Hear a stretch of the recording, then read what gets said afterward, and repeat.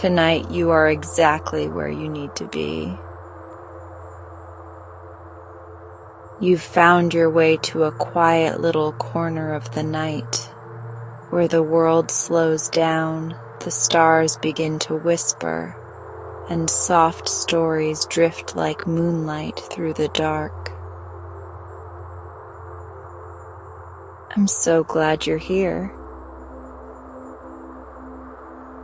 Before we begin tonight's story, I just want to gently ask, if you find comfort in these bedtime moments, it would mean the world if you'd take a second to like this video, subscribe, or even share it with someone else who could use a little peace. Your support helps keep this cozy space glowing night after night. Now settle in, let the day melt away, and let's begin.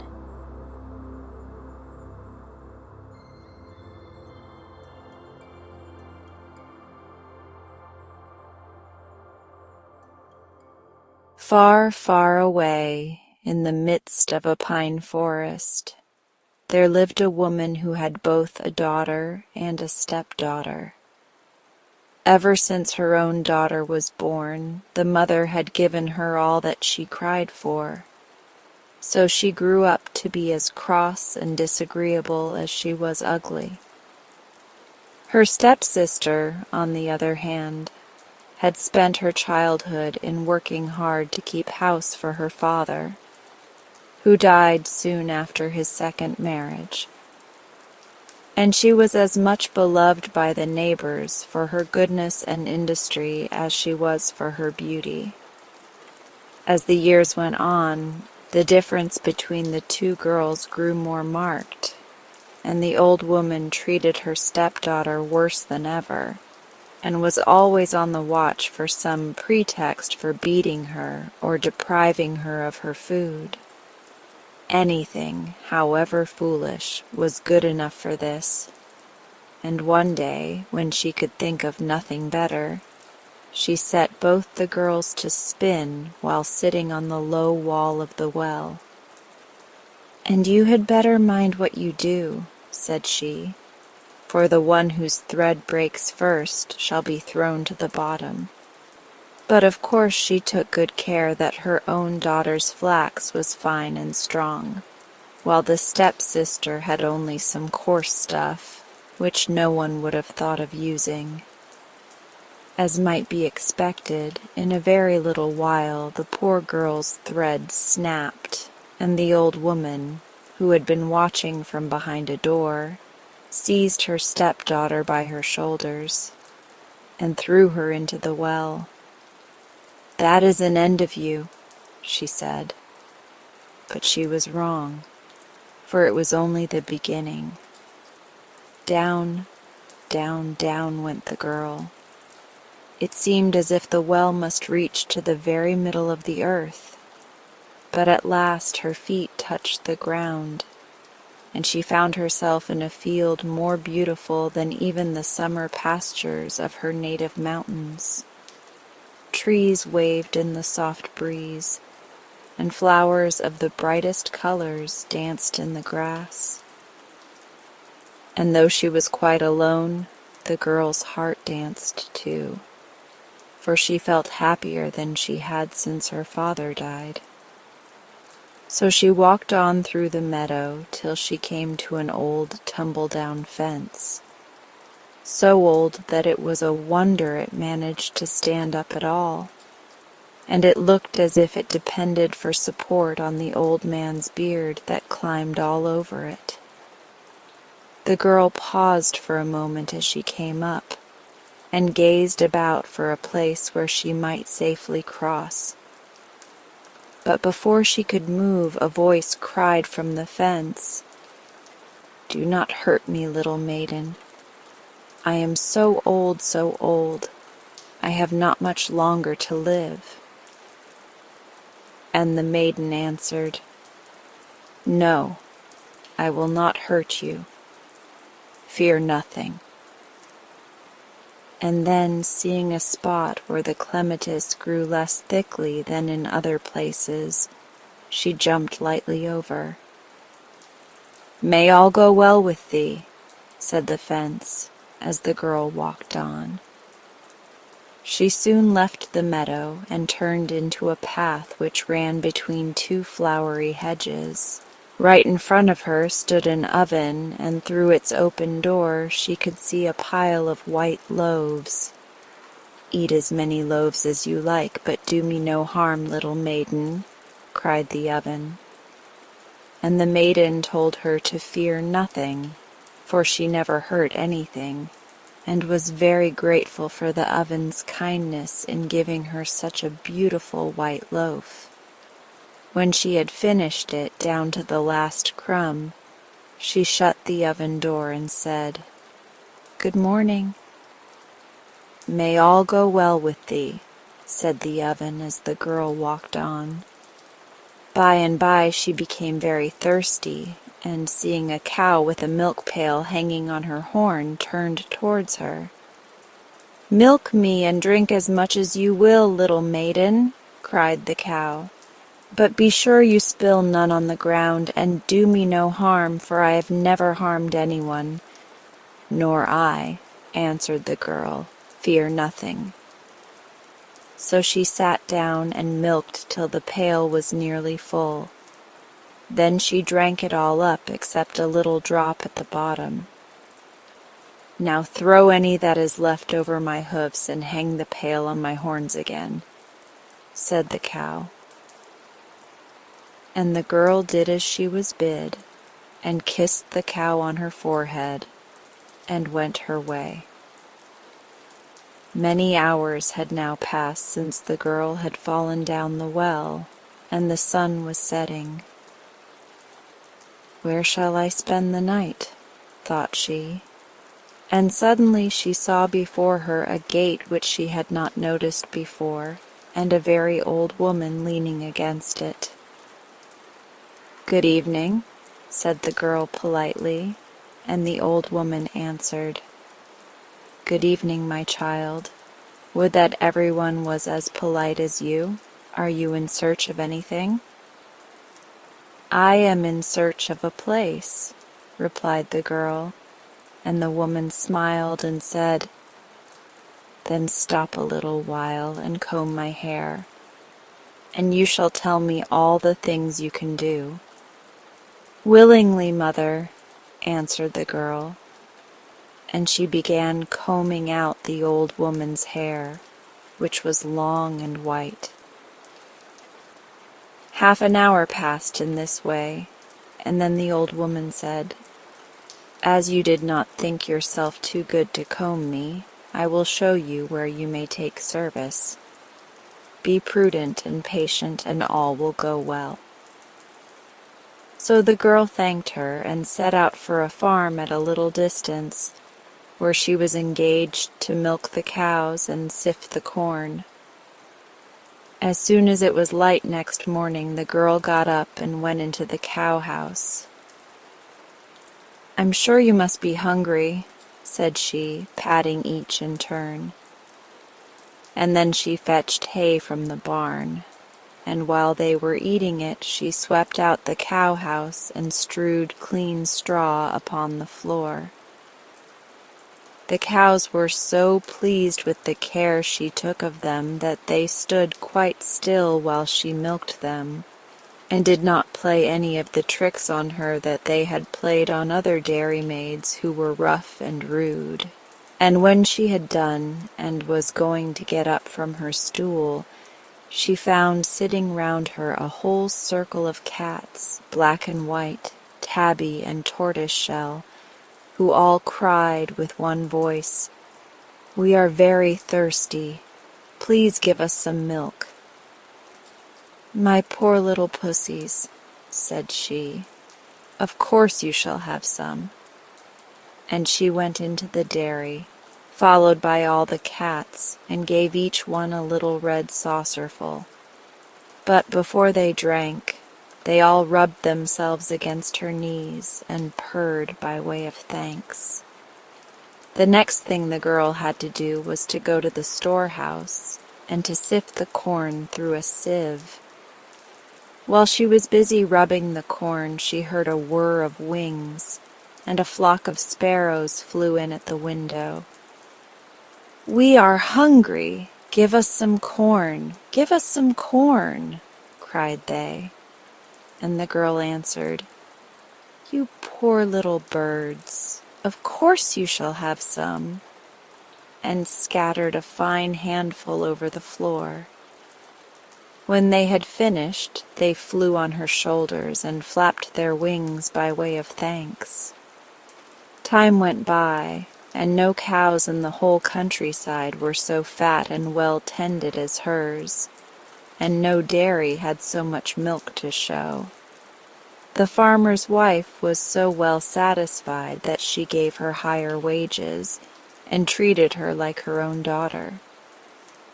At length one day the girl was bidden by her mistress to come into the kitchen, and when there the old woman said to her, "I know you can tend cows and keep a diary. Now let me see what you can do besides. Take this sieve to the well and fill it with water, and bring it home to me without spilling one drop by the way." The girl's heart sank at this order, for how was it possible for her to do her mistress's bidding? However, she was silent, and taking the sieve went down to the well with it. Stopping over the side, she filled it to the brim, but as soon as she lifted it, the water all ran out of the holes. Again and again she tried, but not a drop would remaining in the sieve, and she was just turning away in despair when a flock of sparrows flew down from the sky. "Ashes! Ashes!" they twittered, and the girl looked at them and said, "Well, I can't be in a worse plight than I am already, so I will take your advice." And she ran back to the kitchen and filled her sieve with ashes. Then once more she dipped the sieve into the well, and behold, this time not a drop of water disappeared. "Here is the sieve, mistress," cried the girl, going to the room where the old woman was sitting. "You are cleverer than I expected," answered she, "or else someone helped you who is skilled in magic." But the girl kept silence, and the old woman asked her no more questions. Many days passed, during which the girl went about her work as usual, but at length one day the old woman called her and said, "I have something more for you to do. There are here 2 yarns, the one white, the other black.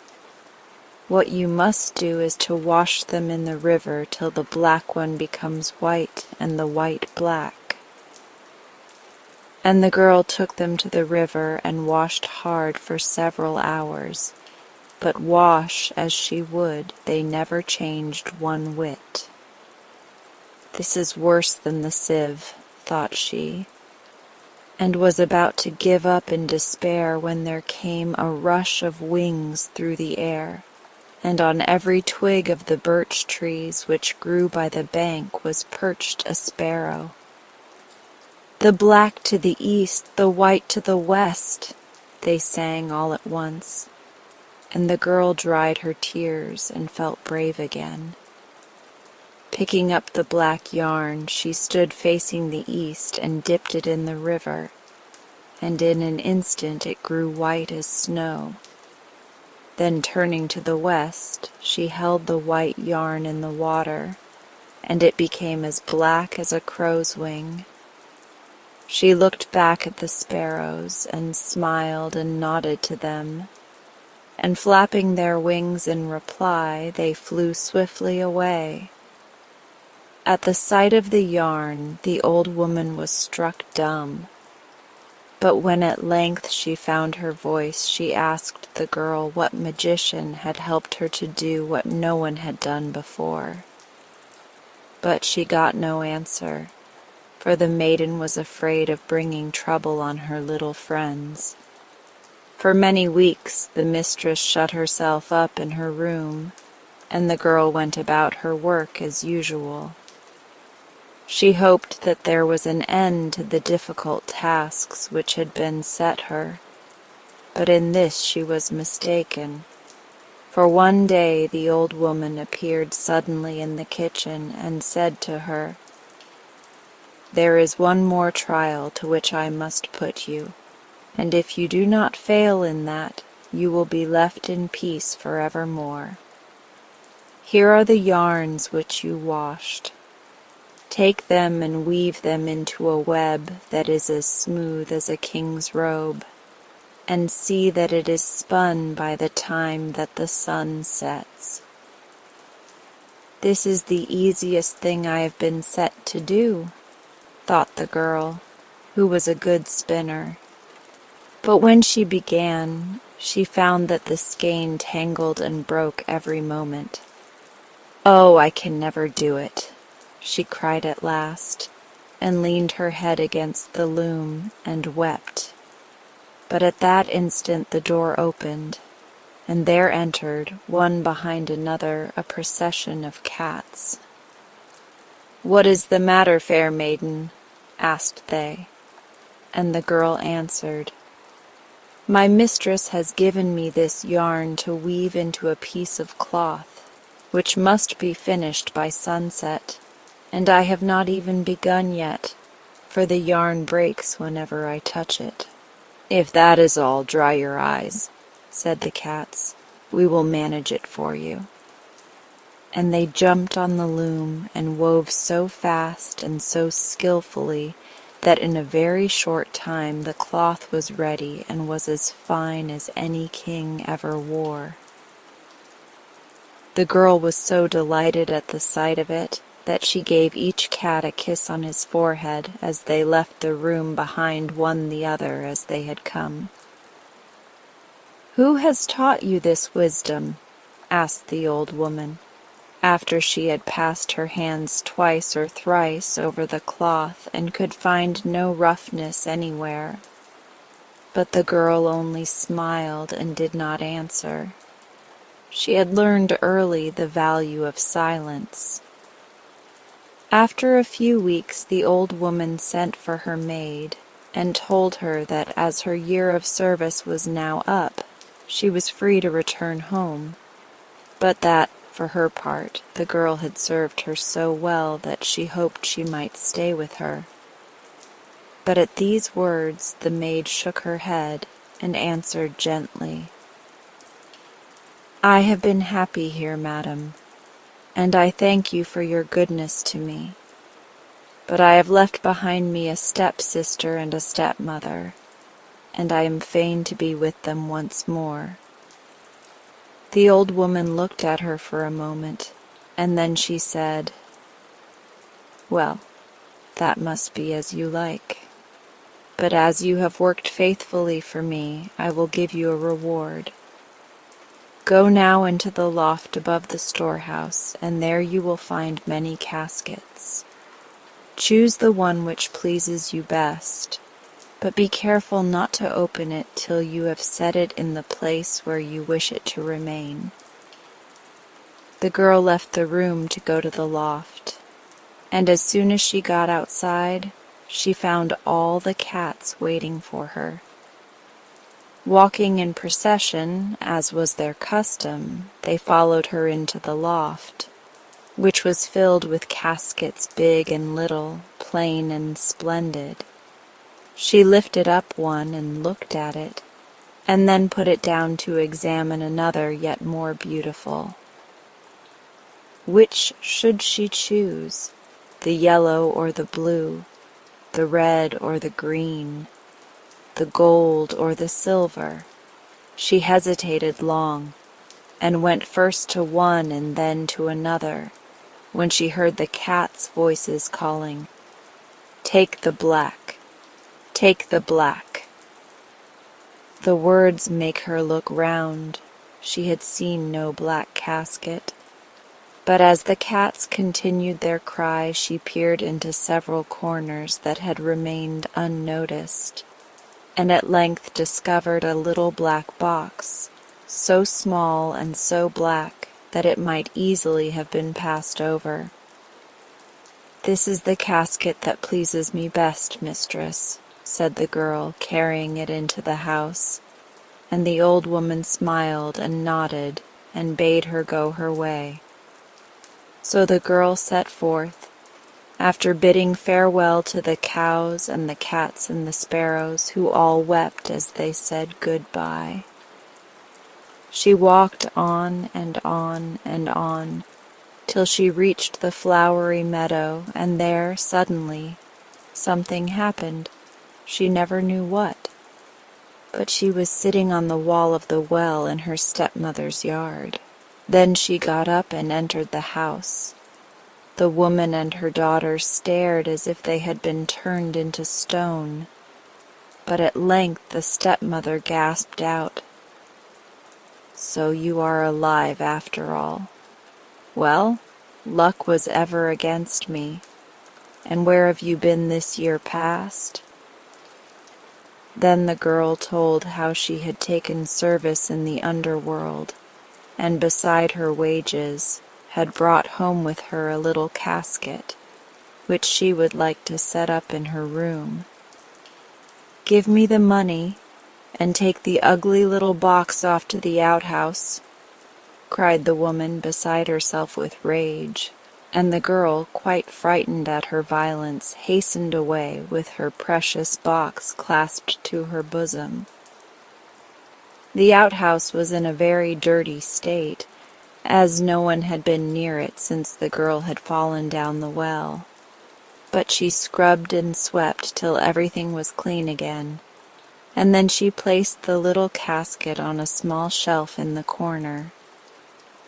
"Now I may open it," she said to herself, and unlocking it with the key which hung to its handle, she raised the lid, but started back as she did so, almost blinded by the light that burst upon her.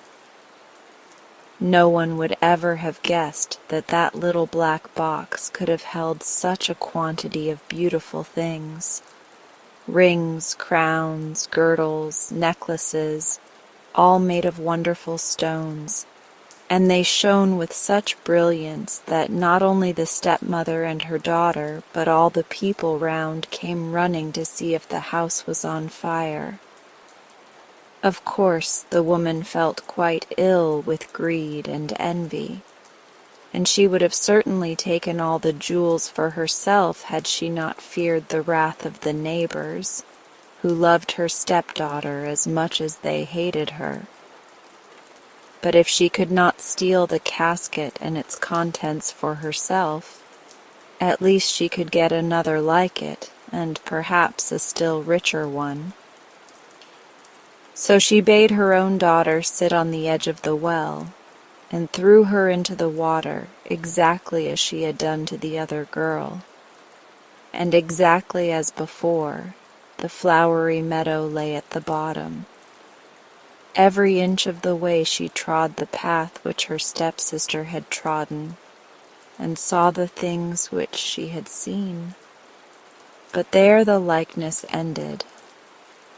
When the fence prayed her to do it no harm, she laughed rudely, and tore up some of the stakes so that she might get over the more easily. When the oven offered her bread, she scattered the loaves onto the ground and stamped on them.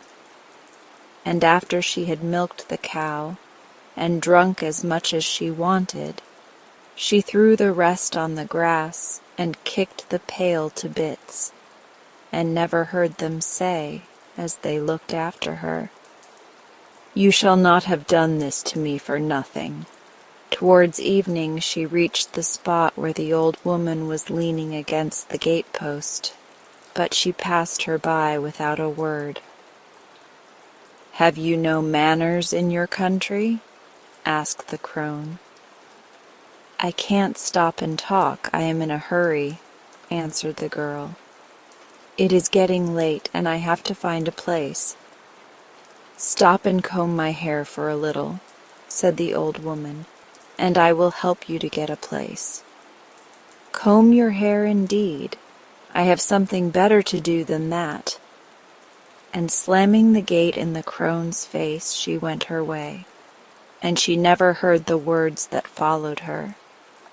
You shall not have done this to me for nothing.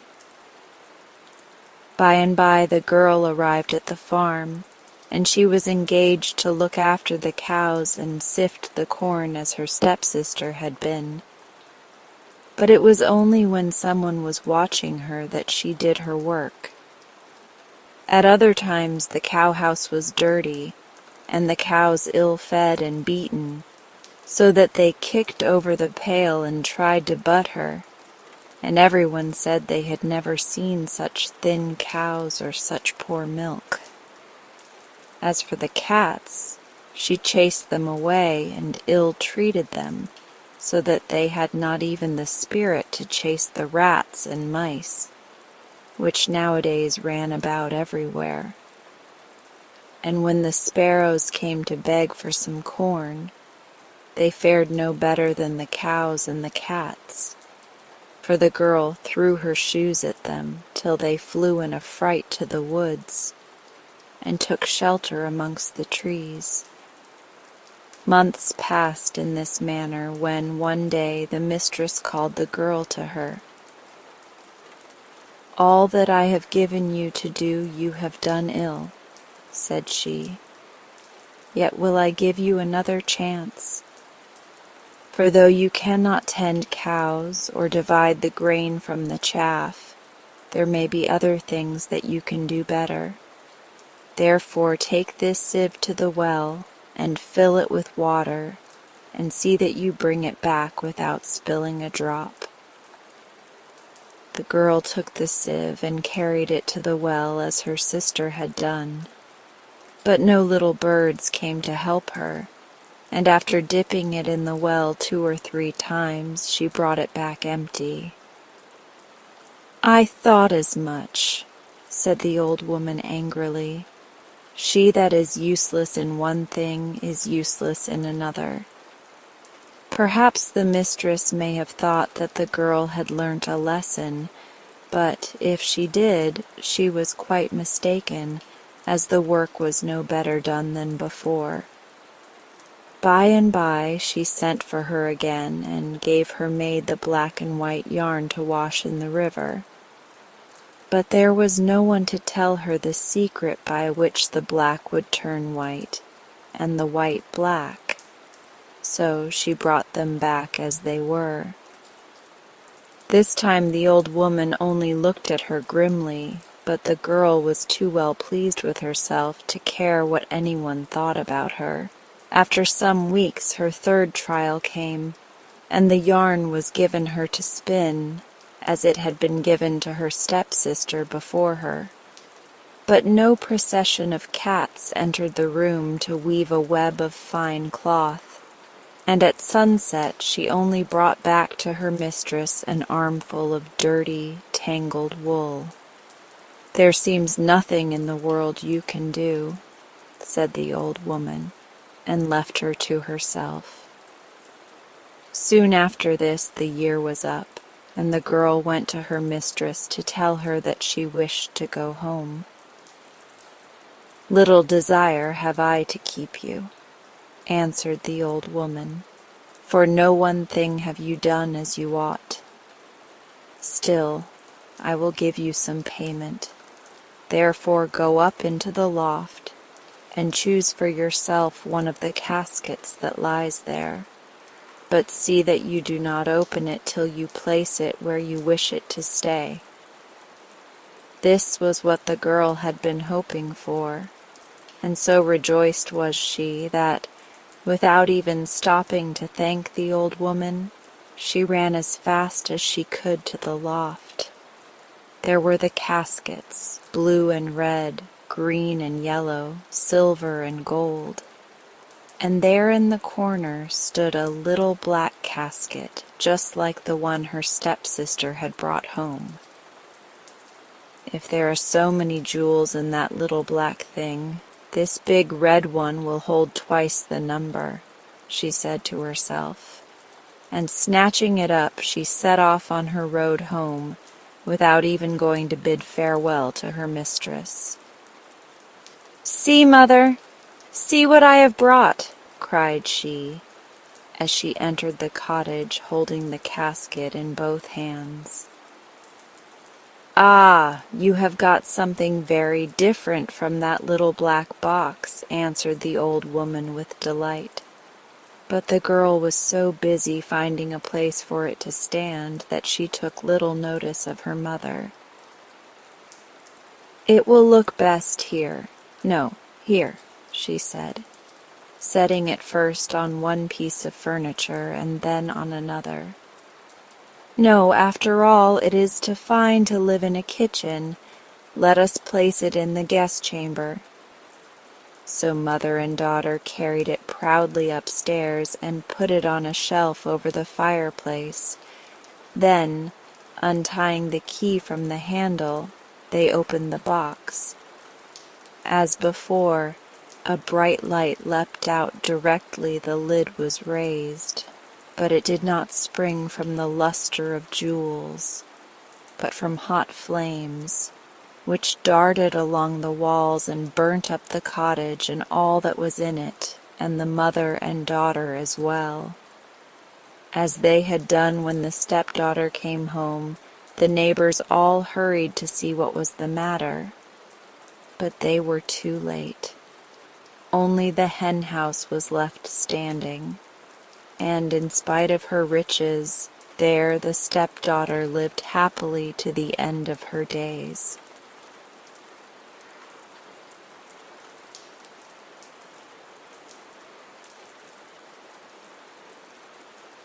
John Cooper was a little boy whose father and mother lived in a cottage on one side of a village green. He was his parents' only child, so that he had no brothers nor sisters to play with. But he had a dog of which he was very fond, and he used sometimes to play with other children on the green. Tom Jones was one of the boys that played with John Cooper. One day he asked John Cooper to go for a long walk with him instead of going to school. John at first would not consent, but at last he gave way and went with Tom, taking Carlo with him. There was a pretty stream of water that ran along one side of the green, and then passed through a wood in a winding course. In some places it was rather broad and deep, and in other places it was shallow, and ran murmuring over the stones at the bottom. Tom said that it would be very pleasant to go along the stream, sometimes on one side, and sometimes on the other, far into the wood, and to look for birds' nests. The sun was shining very brightly, the trees were in full leaf, the grass was thick and green, sweet flowers were blooming on all sides, butterflies and dragonflies sported in the sunshine, and birds were singing on every bush and tree. All things seemed to be joyful, and the two boys started off briskly, with Carlo after them. But of this party, the only one that was truly happy was Carlo. He had nothing to do but to obey his master, and this he had done when John had called him away from his home. John tried to raise his own spirits, and ran and jumped about and romped with Carlo. But he could not forget that he had done wrong, that he ought to have been at school, and that he should grieve his kind parents when they knew what he was now doing. The thought of this would come into his mind, and kept him from being happy.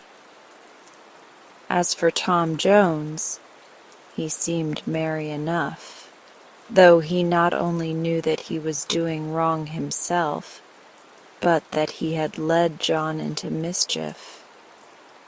He tried to forget this, and laughed and shouted with all his might. But it was in vain, and he had bitter feelings at the bottom of his heart all the time. They went on rambling till they had got more than a mile into the wood. The stream here was wide and deep. On one side of it there grew an old willow, and in one of the branches of this they saw a wren's nest. As Tom was the stronger boy of the two, it was agreed that he should help John up to the branch, so that he might reach the nest. John got upon the branch, and he had put out his hand to take hold of the nest, when the branch broke off, and down he fell into the water. Tom laughed at this, for he knew that the stream was not deep enough to drown him, but Carlo rushed in and dragged his master by the clothes towards the bank. John scrambled out, but he was covered with mud. Tom helped him to take off his clothes and clean off the mud and dry them, but with all they could do, John was still in a sad mess.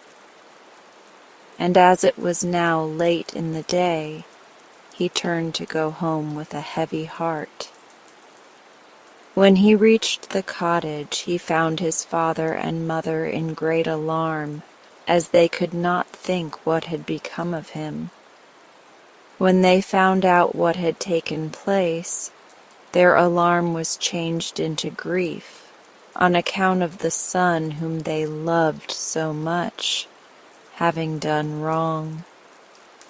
John himself cried a great deal, and said that he was more vexed because he had caused them grief than he should have been if they had scolded and whipped him. His mother told him that she left it to his own heart to scold him, and that he should go to his bedroom and pray to God on his knees to forgive him, as she had taught him to pray.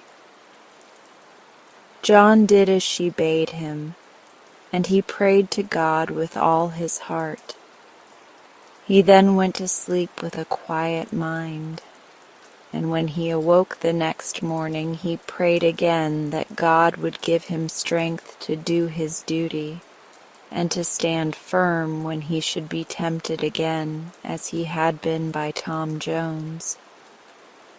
He then read a chapter in the Bible to his mother, and went to school. His master kept him in, and gave him only a piece of bread and a cup of water for dinner. But he did not suffer nearly so much from this as he had done from having grieved his dear parents. For he had before this been brought to repent, and he felt that God and his father and mother had forgiven him. John Cooper never again grieved his father and mother by doing wrong, and never forgot the lesson he had learned when Tom Jones led him astray, as long as he lived. When John Cooper became a man, there were bad times, and he could not get a living at the trade to which he had been brought up. So he went for a horse soldier, and before he went, his father and mother gave him their blessing, and he prayed with all his heart that God would bless the old people and preserve them, and said he would let them have as much of his pay as ever he could. It was a sad day for him and his parents when he went away. They had never been parted for so long a time before, and he was now going to India, from whence he could not return for some years. But they could not help it. So they all said that it was God's will that they should part, and it was their duty to bear it as well as they could.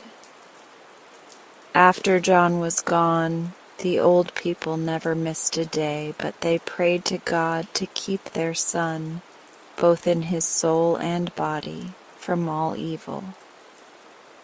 They were very poor, and were now too old to work much. But with what they got of John's pay, they had enough just to live upon, and above all they had thankful hearts, which made them happy. Yet they often wished for John's return. Sometimes, too, they were fearful lest he should be killed or wounded in the wars. But when they felt thus, they always tried to put their trust in God. When John had been away 10 years, he came back one day, safe and sound, as his father and mother were standing at the door of the cottage.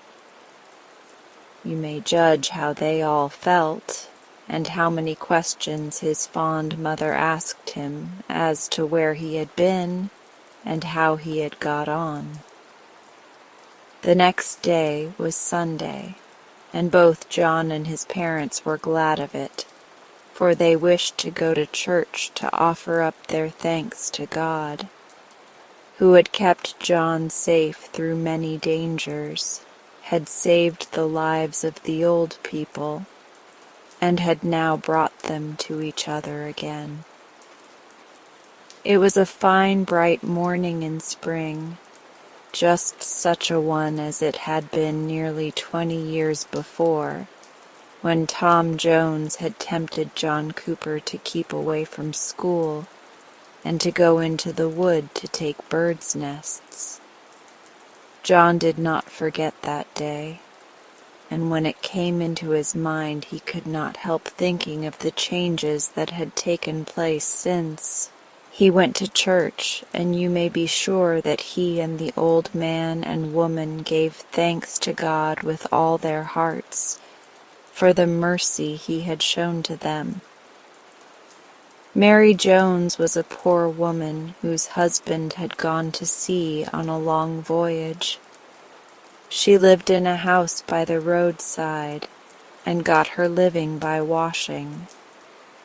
She had 2 little boys who were her great comfort, and whom she used to call Ned and Tom.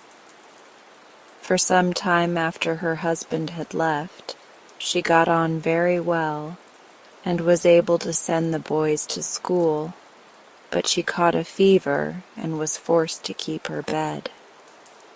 Her neighbor, Sarah Smith, was very kind to her, and used to come to the house every morning and evening to do what she could to help her.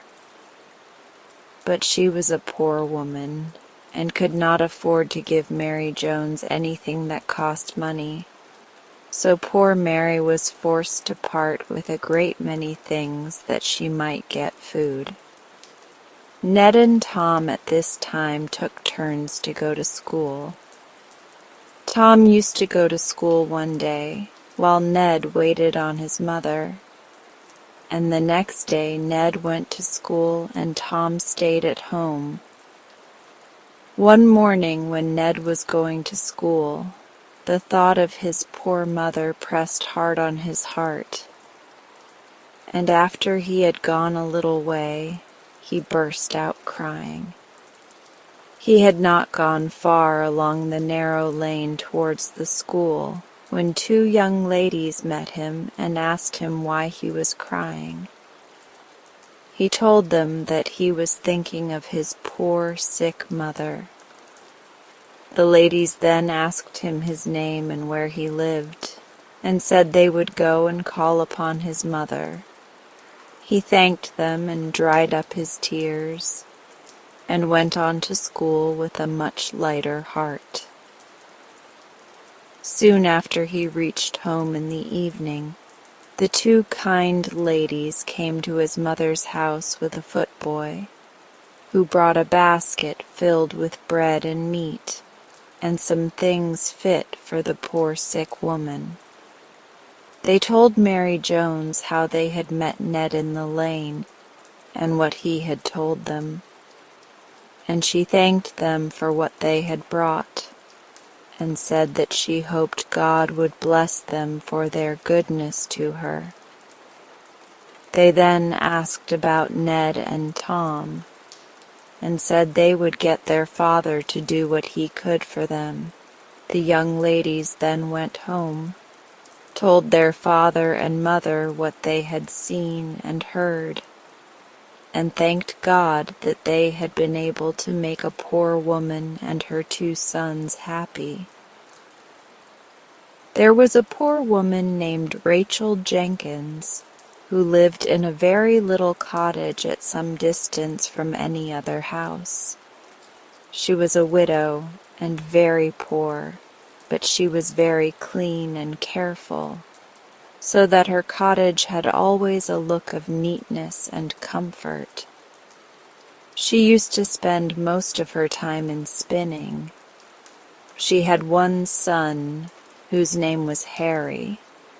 He was 12 years old, and used to carry a basket filled with tapes and thread, pins and needles, and other things of that sort, which he sold to people who lived near. He used to go out in the morning and return in the evening, and you may be sure his mother was always glad when the time came for him to come home. One evening, as he was on his way home, about half a mile from his mother's house, he saw an old man sitting by the wayside, who was very tired and seemed as if he was not able to walk any further. His hair was quite white, and his face and hands were thin and wrinkled. Harry said to him in a kind voice, "You seem tired, Father. Have you got much further to walk?" The old man told him that he had to go to the next town, which was 12 miles further, but that he was so tired he was sure that he should not be able to get there that night. On this, Harry said, "I wish you would go home with me, for I am sure my mother would be very glad that you should sleep in our house." The old man thanked him and said he would go with him. So he rested his hand upon Harry's shoulder and walked slowly towards the house. Harry's mother met them at the door, and when Harry had told her how he had met with the old man, she said she was glad to see him and asked him to walk in to take some tea. After tea, the old man told Sarah Jenkins that he was going to see his son, who was laid up in a hospital in the town to which he was going. His son was a soldier, and had been in the West Indies for some years, but he caught the yellow fever and was sent home sick.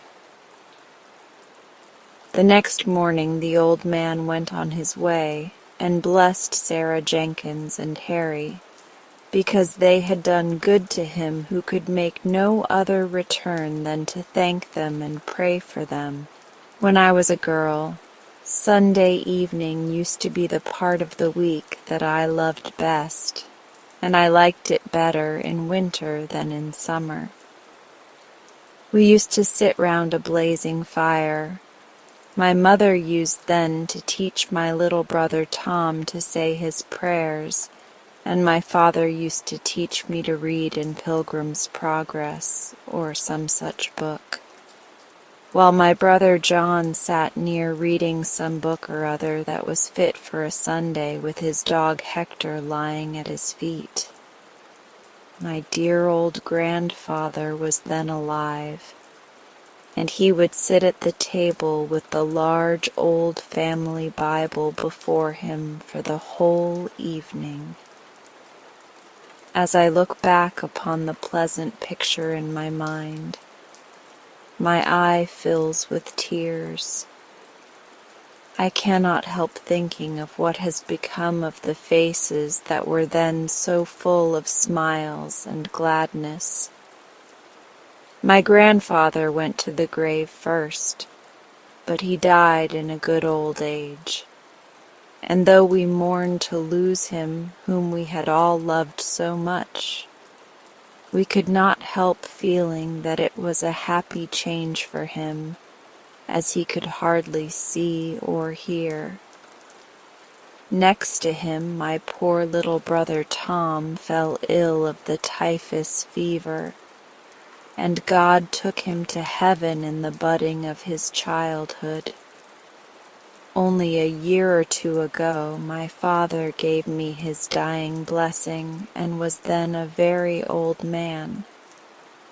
My mother now survives, though very old, and my two sisters, Mary and Elizabeth, who were then lively girls, are living and are the mothers of families. My brother John, a middle-aged man, is the captain of a ship, being now far away on a voyage, and he has left behind him a wife and 2 boys, the youngest of whom is as old as he was at the time I have spoken of. I am almost an old woman, though on these happy evenings that I was speaking of, I was the youngest but one. You, my little friends, will perhaps some day have to look back upon such changes as I have seen. The thought that they will come upon you need not make you sad, but it should make you good, and cause you to resolve to do your duty and to serve God. If you do so, when you get as old as I am, you will find that if age brings its cares and sorrows, it also brings surer and even brighter hopes of a life beyond the grave. John Davis and his wife were very poor people, but as they worked very hard, they could just get a living for themselves. John worked for a farmer in the parish, and his wife took in needlework. They did pretty well when John had work, but for nearly 2 years John's master could not employ him always, and he was brought almost to distress. But his wife always used to keep up his spirits by saying, "Be content, and thank God if you can but live. Brighter hours will come." Sometimes John was quite spirit-broken, and said he should leave home and try to get work somewhere else. He was forced to sell some of his goods to buy food, and did not know which way to turn. But his wife never failed to wear a cheerful face, and used to be always saying to him, "Do your best, and be content to take what God appoints." John loved his wife very much, but he was sometimes half vexed because she was never sad like he was. He would tell her that it was a very good thing to be cheerful and happy when they could get a good living. She then used to say to him that there was no virtue in being content when all was going on well, and that the proper time to try to be cheerful was when things were going amiss. At last, better times came. John got into work on the estate of a rich man who lived near, and as he was a very honest man and knew his work, his master soon put him in a place of trust, raised his wages, and gave him a good house to live in. John had by this time got 5 children, and he could no longer deny that he had reason enough to be a happy man. You may see him and his wife and children in the picture, enjoying a fine summer's evening in front of their house. I knew John when I was young, and he was always ready to say how much was due to his good wife. He told me that he owed all his good fortune to her cheerful spirits and good advice to him, and added that now he was well off, he found the truth of what she had told him, that the proper time to try to be cheerful was when things were going amiss. I have never forgot that lesson, and I hope I never shall. And I beg my young friends to keep in mind that contentment is a constant feast. There is work enough in the world for everyone to do something. There is no proper place for idle people. This is what old Michael the basket maker used to say to his children, and as they grew up, they found reason enough to thank him for the lesson. Michael had been a sailor in his youth, but when he married, he settled in a country place and took up the trade of a basket maker. At first, he could hardly get money enough to buy rods, but by working very hard, he soon got money and credit too.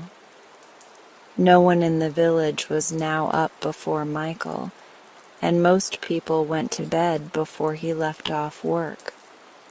Small as was the sum of money that he could earn in a week, he would always put by something, if it was but a penny. Every month he put these savings into the savings bank, and in the course of the first 6 years, he found he had got £25. By this time he had got 2 children, and the eldest was old enough to learn to read. She used to sit by him with her book as he worked, and he taught her when she wanted help. His wife was in the meantime doing something in the house, or working for some of the farmers who lived near. Michael now bought a cow and 2 pigs and made some profit by them. In 6 years more he bought the cottage he lived in, and 12 years after this, that is 24 years after he was married, he rented a little farm. By this time he had 7 children, and as he had made his cottage larger, they all lived at home and helped him. His eldest boys worked at the farm, and the girls milked the cows and made the butter under the care of their mother and kept the poultry. As for Michael himself, though he was well off, he kept on his old trade and went on in his old habits. The last time I saw him before I left the place in which he lived, he was teaching his youngest child to read while he was at work, just as he had taught his eldest. I have often thought of Michael's words, "There is no place in the world for idle people."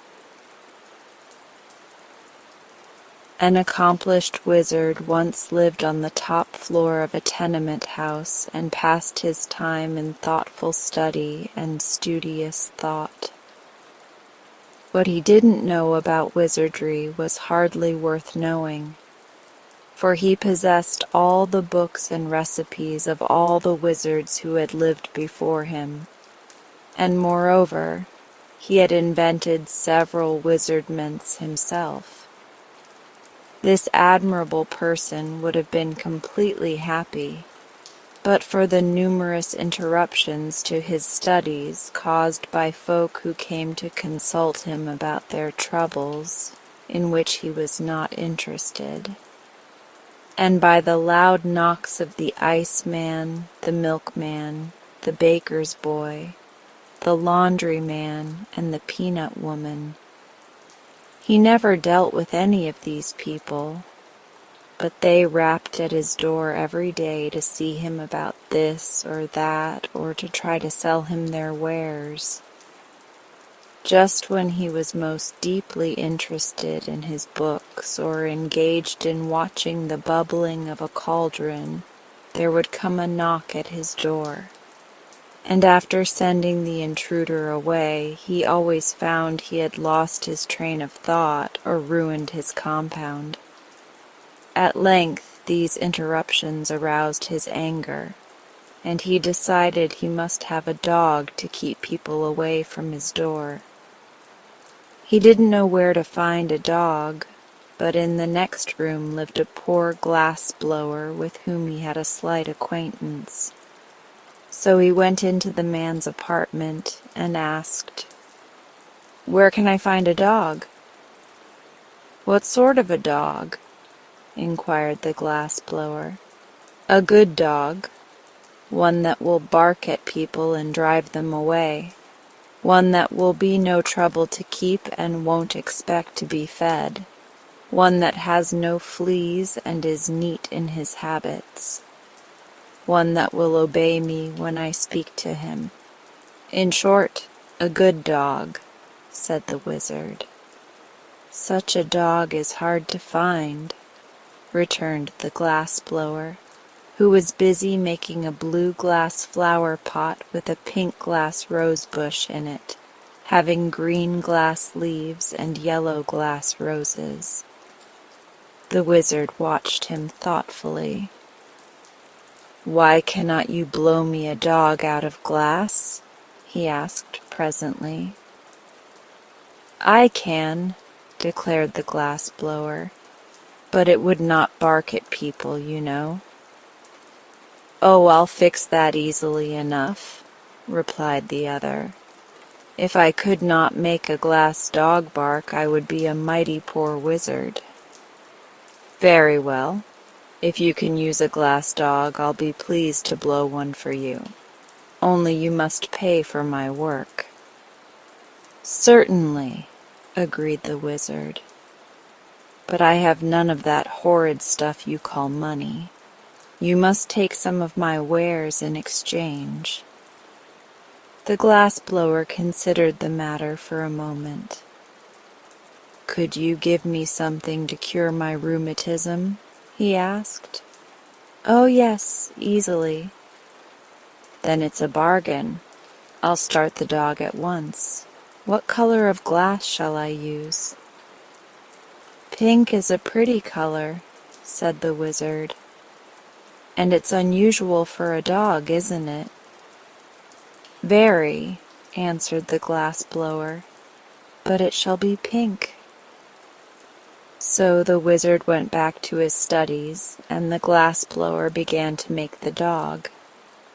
Next morning he entered the wizard's room with the glass dog under his arm and set it carefully upon the table. It was a beautiful pink in color, with a fine coat of spun glass, and about its neck was twisted a blue glass ribbon. Its eyes were specks of black glass and sparkled intelligently, as do many of the glass eyes worn by men. The wizard expressed himself pleased with the glass blower's skill, and at once handed him a small vial. "This will cure your rheumatism," he said. "But the vial is empty," protested the glass blower. "Oh no, there is one drop of liquid in it," was the wizard's reply. "Will one drop cure my rheumatism?" inquired the glass blower in wonder. "Most certainly. That is a marvelous remedy. The one drop contained in the vial will cure instantly any kind of disease ever known to humanity. Therefore it is especially good for rheumatism. But guard it well, for it is the only drop of its kind in the world, and I've forgotten the recipe." "Thank you," said the glass blower, and went back to his room. Then the wizard cast a wizzy spell and mumbled several very learned words in the wizardese language over the glass dog, whereupon the little animal first wagged its tail from side to side, then winked his left eye knowingly, and at last began barking in a most frightful manner. That is, when you stop to consider the noise came from a pink glass dog. There is something almost astonishing in the magic arts of wizards, unless, of course, you know how to do the things yourself, when you are not expected to be surprised at them. The wizard was as delighted as a school teacher at the success of his spell, although he was not astonished. Immediately he placed the dog outside his door, where it would bark at anyone who dared knock and so disturb the studies of its master.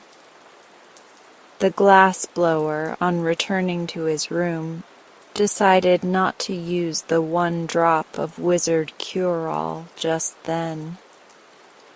"My rheumatism is better today," he reflected, "and I will be wise to save the medicine for a time when I am very ill, when it will be of more service to me."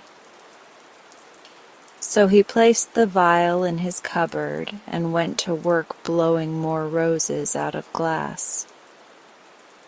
Presently he happened to think the medicine might not keep, so he started to ask the wizard about it. But when he reached the door, the glass dog barked so fiercely that he dared not knock, and returned in great haste to his own room. Indeed, the poor man was quite upset at so unfriendly a reception from the dog he had himself so carefully and skillfully made. The next morning, as he read his newspaper, he noticed an article stating that the beautiful Miss Midas, the richest young lady in town, was very ill, and the doctors had given up hope of her recovery.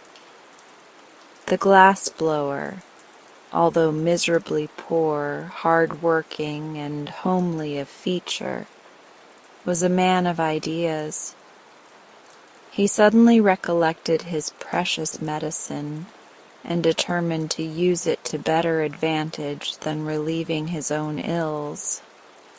He dressed himself in his best clothes, brushed his hair and combed his whiskers, washed his hands and tied his necktie, blackened his shoes and sponged his vest, and then put the vial of magic cure-all in his pocket.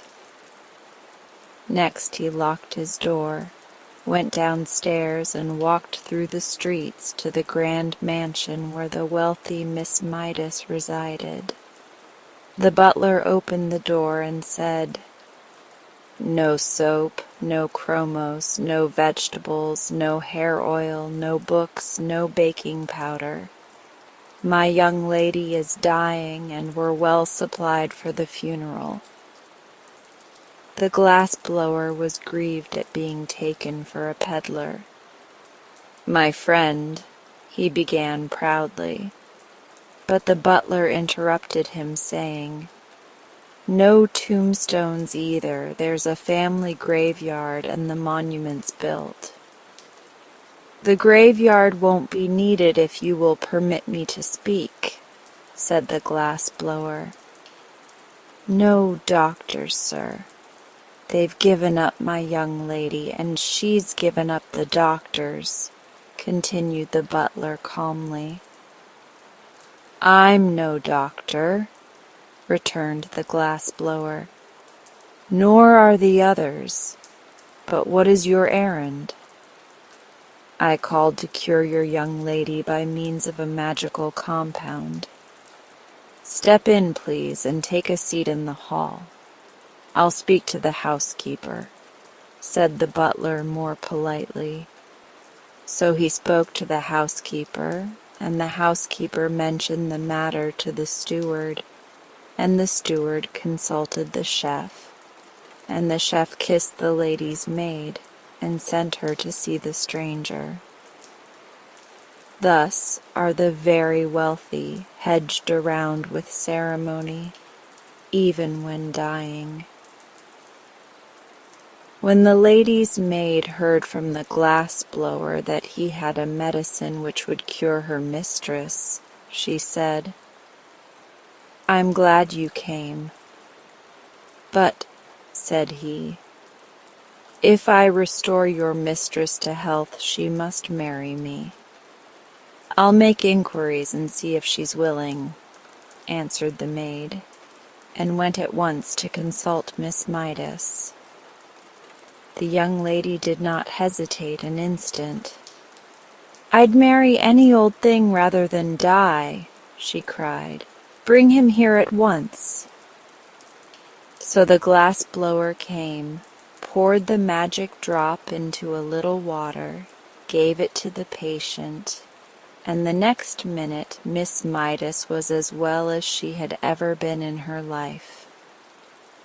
"Dear me," she exclaimed, "I've an engagement at the Fritters' reception tonight. Bring my pearl-colored silk, Marie, and I will begin my toilet at once. And don't forget to cancel the order for the funeral flowers and your mourning gown." "But Miss Midas," remonstrated the glass blower who stood by, "you promised to marry me if I cured you." "I know," said the young lady, "but we must have time to make proper announcement in the society papers and have the wedding cards engraved. Call tomorrow and we'll talk it over." The glass blower had not impressed her favorably as a husband, and she was glad to find an excuse for getting rid of him for a time, and she did not want to miss the Fritters' reception.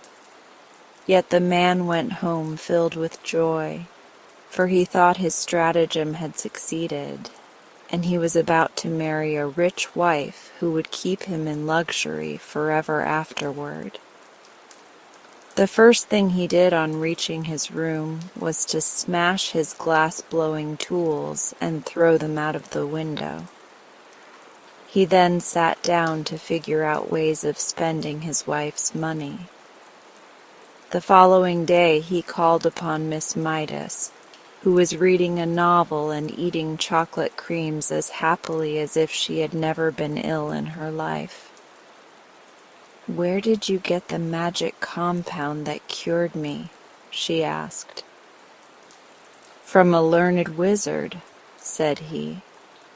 And then, thinking it would interest her, he told how he had made the glass dog for the wizard, and how it barked and kept everybody from bothering him.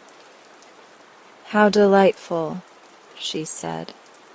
"I've always wanted a glass dog that could bark." "But there is only one in the world," he answered, "and it belongs to the wizard." "You must buy it for me," said the lady. "The wizard cares nothing for money," replied the glass blower. "Then you must steal it for me," she retorted. "I can never live happily another day unless I have a glass dog that can bark." The glass blower was much distressed at this, but said he would see what he could do. For a man should always try to please his wife, and Miss Midas has promised to marry him within a week. On his way home he purchased a heavy sack, and when he passed the wizard's door and the pink glass dog ran out to bark at him, he threw the sack over the dog, tied the opening with a piece of twine, and carried him away to his own room. The next day he sent the sack by a messenger boy to Miss Midas with his compliments, and later in the afternoon he called upon her in person, feeling quite sure he would be received with gratitude for stealing the dog she so greatly desired. But when he came to the door and the butler opened it, what was his amazement to see the glass dog rush out and begin barking at him furiously. Call off your dog, he shouted in terror. I can't, sir, answered the butler. My young lady has ordered the glass dog to bark whenever you call here. You'd better look out, sir, he added, for if it bites you, you may have glassophobia. This so frightened the poor glassblower that he went away hurriedly. But he stopped at a drugstore and put his last dime in the telephone box so he could talk to Miss Midas without being bitten by the dog. Give me Pelf 6742, he called. Hello? What is it? Said a voice. I want to speak with Miss Midas, said the glassblower. Presently a sweet voice said, This is Miss Midas. What is it? Why have you treated me so cruelly and set the glass dog on me? Asked the poor fellow. Well, to tell the truth, said the lady, I don't like your looks. Your cheeks are pale and baggy, your hair is coarse and long, your eyes are small and red, your hands are big and rough, and you are bow-legged. But I can't help my looks, pleaded the glassblower, and you really promised to marry me.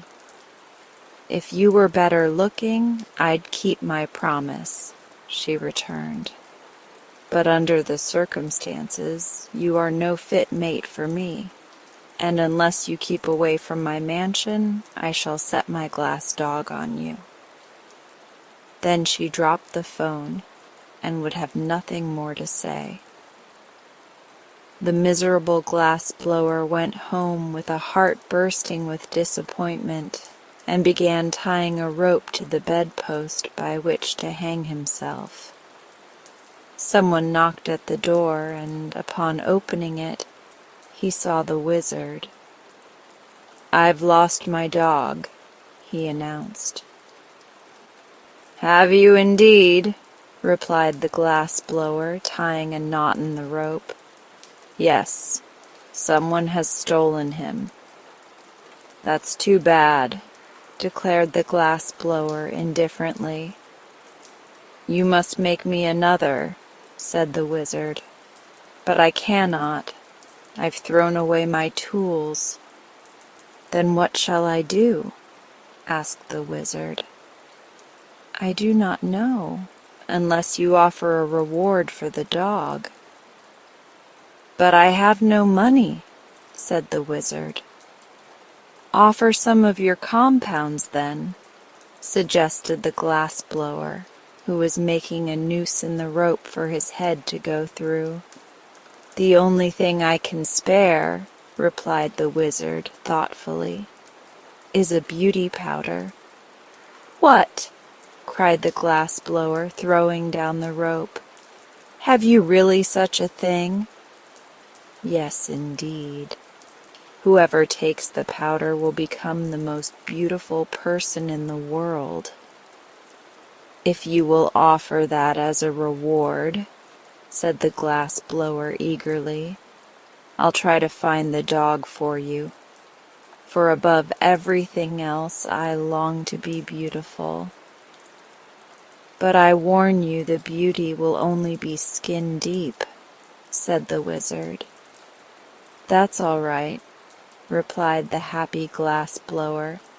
When I lose my skin, I shan't care to remain beautiful.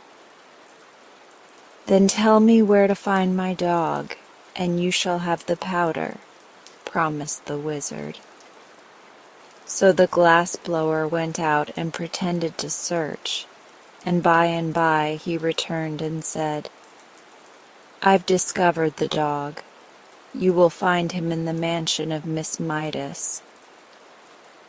The wizard went at once to see if this were true, and, sure enough, the glass dog ran out and began barking at him. Then the wizard spread out his hands and chanted a magic spell which sent the dog fast asleep, when he picked him up and carried him to his own room on the top floor of the tenement house. Afterward he carried the beauty powder to the glass blower as a reward, and the fellow immediately swallowed it and became the most beautiful man in the world. The next time he called upon Miss Midas, there was no dog to bark at him, and when the young lady saw him, she fell in love with his beauty at once. "If only you were a count or a prince," she sighed, "I'd willingly marry you." "But I am a prince," he answered, "the prince of dog blowers." "Ah," said she, "then if you are willing to accept an allowance of $4 a week, I'll order the wedding cards engraved." The man hesitated, but when he thought of the rope hanging from his bedpost, he consented to the terms. So they were married, and the bride was very jealous of her husband's beauty and led him a dog's life. So he managed to get into debt and made her miserable in turn. As for the glass dog, the wizard set him barking again by means of his wizardness and put him outside his door. I suppose he is there yet, and am rather sorry, for I should like to consult the wizard about the moral to this story.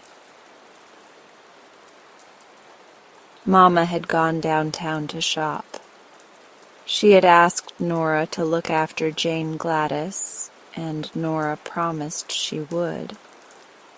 But it was her afternoon for polishing the silver, so she stayed in the pantry and left Jane Gladys to amuse herself alone in the big sitting room upstairs. The little girl did not mind being alone, for she was working on her first piece of embroidery, a sofa pillow for Papa's birthday present. So she crept into the big bay window and curled herself up on the broad sill while she bent her brown head over her work. Soon the door opened and closed again, quietly.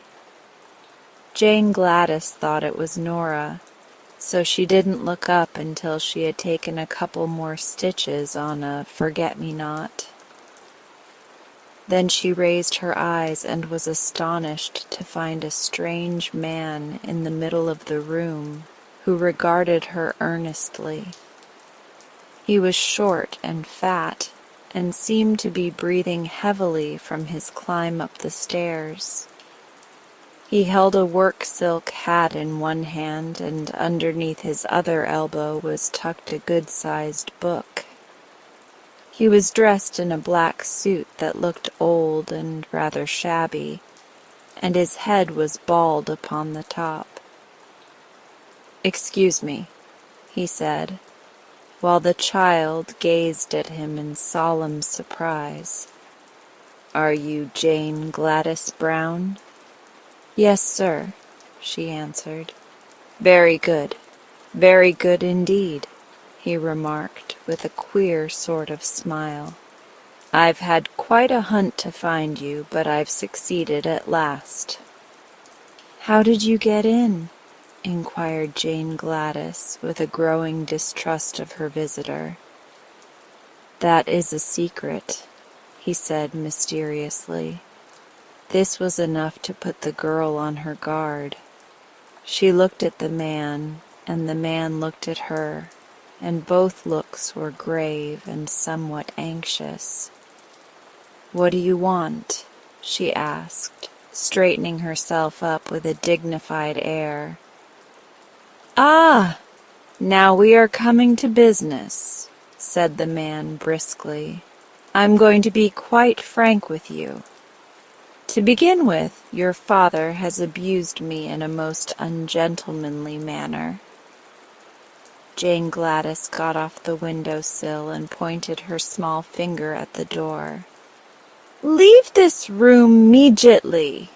she cried, her voice trembling with indignation. "My papa is the best man in the world. He never bust anybody." "Allow me to explain, please," said the visitor, without paying any attention to her request to go away. "Your father may be very kind to you, for you are his little girl, you know. But when he's downtown in his office, he's inclined to be rather severe, especially on book agents. Now I called on him the other day and asked him to buy the complete works of Peter Smith. And what do you suppose he did?" She said nothing. "Why?" continued the man with growing excitement. "He ordered me from his office and had me put out of the building by the janitor. What do you think of such treatment as that from the best papa in the world, eh?" "I think he was quite right," said Jane Gladys. "Oh, you do? Well," said the man, "I resolved to be revenged for the insult. So, as your father is big and strong and a dangerous man, I have decided to be revenged upon his little girl." Jane Gladys shivered. "What are you going to do?" she asked. "I'm going to present you with this book," he answered, taking it from under his arm. Then he sat down on the edge of a chair, placed his hat on the rug, and drew a fountain pen from his vest pocket. "I'll write your name in it," said he. "How do you spell Gladys?" "Gladys," she replied. "Thank you. Now this," he continued, rising and handing her the book with a bow, "is my revenge for your father's treatment of me. Perhaps he'll be sorry he didn't buy the complete works of Peter Smith. Goodbye, my dear." He walked to the door, gave her another bow, and left the room, and Jane Gladys could see that he was laughing to himself as if very much amused. When the door had closed behind the queer little man, the child sat down in the window again and glanced at the book.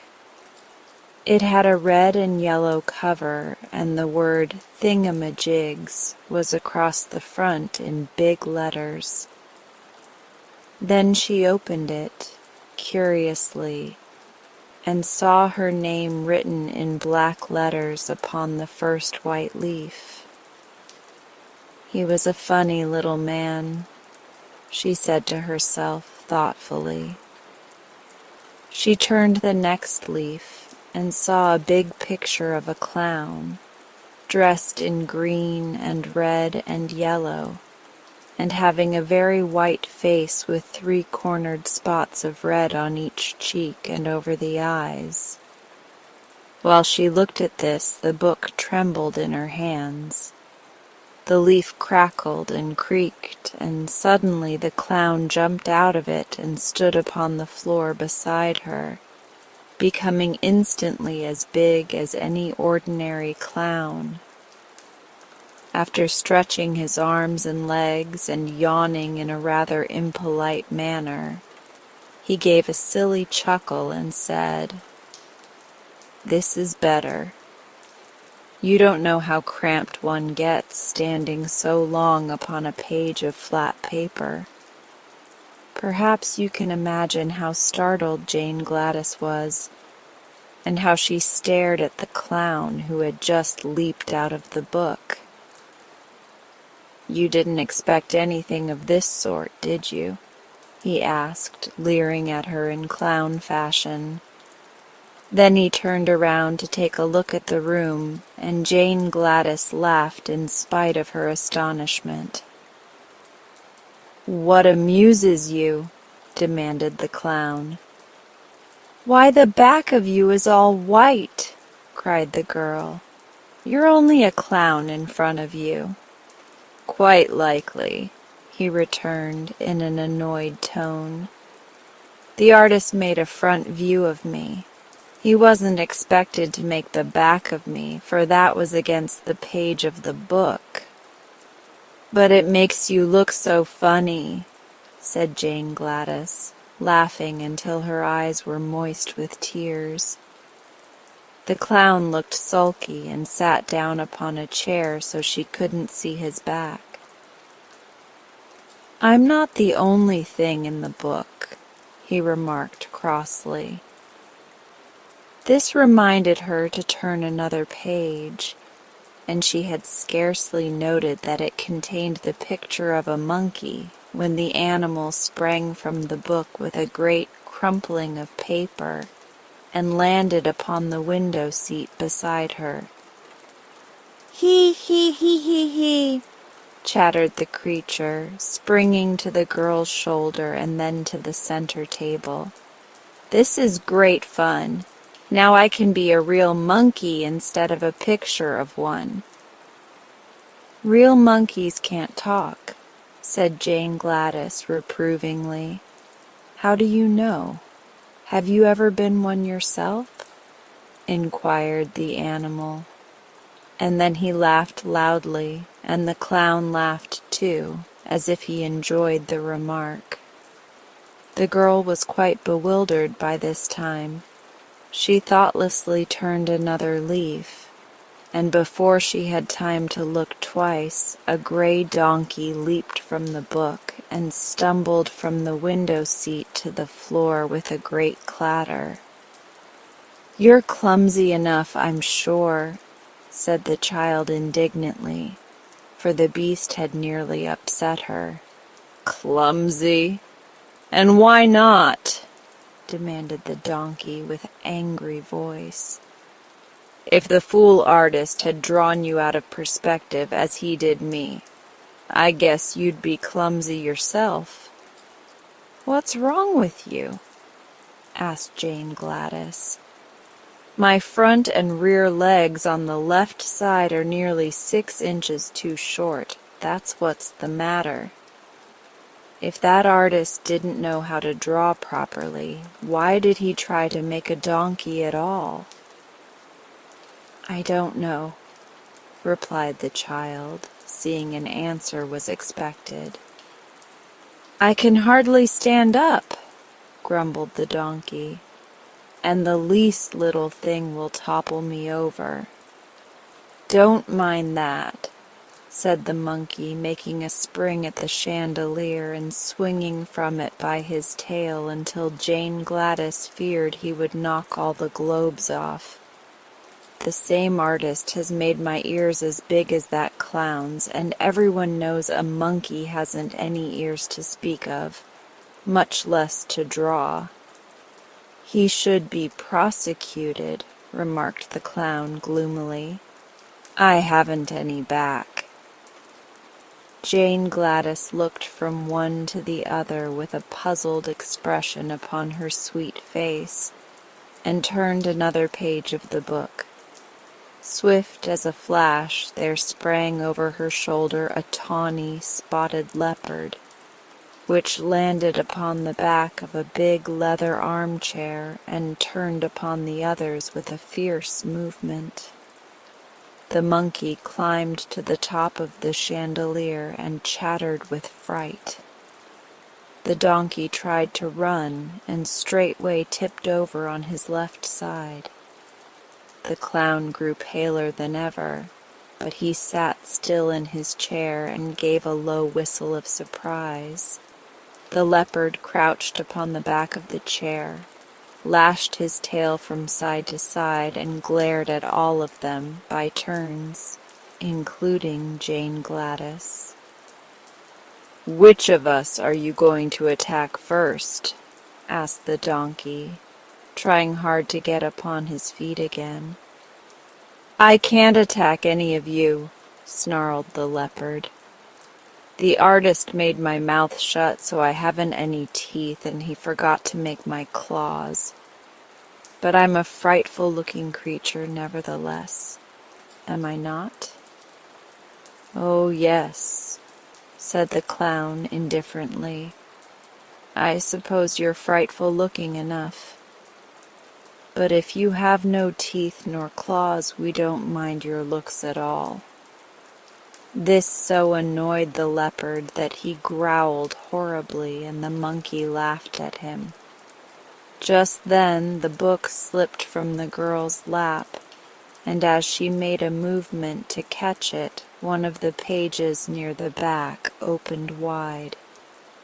She caught a glimpse of a fierce grizzly bear looking at her from the page, and quickly threw the book from her. It fell with a crash in the middle of the room, but beside it stood the great grizzly, who had wrenched himself from the page before the book closed. "Now," cried the leopard from his perch, "you'd better look out for yourselves. You can't laugh at him as you did at me. The bear has both claws and teeth."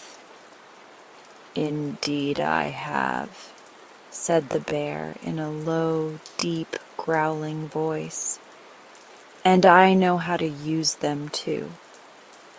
If you read in that book, you'll find I'm described as a horrible, cruel, and remorseless grizzly, whose only business in life is to eat up little girls, shoes, dresses, ribbons, and all." And then the author says, "I smack my lips and glory in my wickedness." "That's awful," said the donkey, sitting upon his haunches and shaking his head sadly. "What do you suppose possessed the author to make you so hungry for girls? Do you eat animals also?" "The author does not mention my eating anything but little girls," replied the bear. "Very good," remarked the clown, drawing a long breath of relief. "You may begin eating Jane Gladys as soon as you wish. She laughed because I had no back." "And she laughed because my legs are out of perspective," brayed the donkey. "But you also deserve to be eaten," screamed the leopard from the back of the leather chair. "For you laughed and poked fun at me because I had no claws nor teeth. Don't you suppose, Mr. Grizzly, you could manage to eat a clown, a donkey, and a monkey after you finish the girl?" "Perhaps so, and a leopard into the bargain," growled the bear. "It will depend on how hungry I am, but I must begin on the little girl first because the author says I prefer girls to anything." Jane Gladys was much frightened on hearing this conversation, and she began to realize what the man meant when he said he gave her the book to be revenged. Surely Papa would be sorry he hadn't bought the complete works of Peter Smith when he came home and found his little girl eaten up by a grizzly bear, shoes, dress, ribbons, and all. The bear stood up and balanced himself on his rear legs. "This is the way I look in the book," he said. "Now watch me eat the little girl." He advanced slowly toward Jane Gladys, and the monkey, the leopard, the donkey, and the clown all stood around in a circle and watched the bear with much interest. But before the grizzly reached her, the child had a sudden thought and cried out, "Stop! You mustn't eat me. It would be wrong." "Why?" asked the bear in surprise. "Because I own you. You're my private property," she answered. "I don't see how you make that out," said the bear in a disappointed tone. "Why, the book was given to me, My name's on the front leaf, and you belong by rights in the book, so you mustn't dare to eat your owner." The grizzly hesitated. "Can any of you read?" he asked. "I can," said the clown. "Then see if she speaks the truth. Is her name really in the book?" The clown picked it up and looked at the name. "It is," said he. "Jane Gladys Brown," and written quite plainly in big letters. The bear sighed. "Then of course I can't eat her," he decided. "That author is as disappointing as most authors are. But he's not as bad as the artist," exclaimed the donkey, who was still trying to stand up straight. "The fault lies with yourselves," said Jane Gladys severely. "Why didn't you stay in the book where you were put?" The animals looked at each other in a foolish way, and the clown blushed under his white paint. "Really," began the bear, and then he stopped short. The doorbell rang loudly. "It's Mama!" cried Jane Gladys, springing to her feet. "She's come home at last. Now, you stupid creatures." But she was interrupted by them all making a rush for the book. There was a swish and a whir and a rustling of leaves, and an instant later the book lay upon the floor, looking just like any other book, while Jane Gladys's strange companions had all disappeared. This story should teach us to think quickly and clearly upon all occasions. For had Jane Gladys not remembered that she owned the bear, he probably would have eaten her before the bell rang. There lived in Boston a wise and ancient chemist by the name of Dr. Dawes, who dabbled somewhat in magic. There also lived in Boston a young lady by the name of Clarabelle Sudds, who was possessed of much money, little wit, and an intense desire to go upon the stage. So Clarabelle went to Dr. Dawes and said, "I can neither sing nor dance. I cannot recite verse nor play upon the piano. I am no acrobat, nor leper, nor high kicker. Yet I wish to go upon the stage. What shall I do? Are you willing to pay for such accomplishments?" asked the wise chemist. "Certainly," answered Clarabelle, jingling her purse. "Then come to me tomorrow at 2 o'clock," said he. All that night he practiced what is known as chemical sorcery, so that when Clarabelle Sudds came next day at 2 o'clock, he showed her a small box filled with compounds that closely resembled French bonbons. "This is a progressive age," said the old man, "and I flatter myself your Uncle Dawes keeps right along with the procession. Now, one of your old-fashioned sorcerers would have made you some nasty, bitter pills to swallow. But I have consulted your taste and convenience. Here are some magic bonbons. If you eat this one with the lavender color, you can dance thereafter as lightly and gracefully as if you had been trained a lifetime. After you consume the pink confection, you will sing like a nightingale. Eating the white one will enable you to become the finest elocutionist in the land. The chocolate piece will charm you into playing the piano better than Rubinstein, while after eating the lemon-yellow bonbon you can easily kick 6 feet above your head. How delightful!" exclaimed Clarabelle, who was truly enraptured.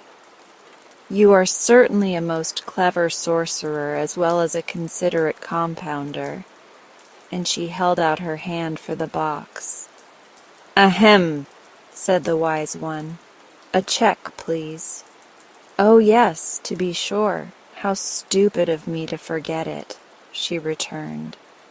He considerately retained the box in his own hand while she signed a check for a large amount of money, after which he allowed her to hold the box herself. "Are you sure you have made them strong enough?" she inquired anxiously. "It usually takes a great deal to affect me." "My only fear," replied Dr. Dawes, "is that I have made them too strong, for this is the first time I have ever been called upon to prepare these wonderful confections." "Don't worry," said Clarabelle. "The stronger they act, the better I shall act myself." She went away after saying this, but stopping in at a dry goods store to shop, she forgot the precious box in her new interest and left it lying on the ribbon counter. Then little Bessie Bostwick came to the counter to buy a hair ribbon and laid her parcels beside the box. When she went away, she gathered up the box with her other bundles and trotted off home with it. Bessie never knew, until after she had hung her coat in the hall closet and counted up her parcels, that she had one too many. Then she opened it and exclaimed, "Why, it's a box of candy. Someone must have mislaid it. But it is too small a matter to worry about. There are only a few pieces." So she dumped the contents of the box into a bonbon dish that stood upon the hall table, and picking out the chocolate piece, she was fond of chocolates, ate it daintily while she examined her purchases. These were not many, for Bessie was only 12 years old and was not yet trusted by her parents to expend much money at the stores.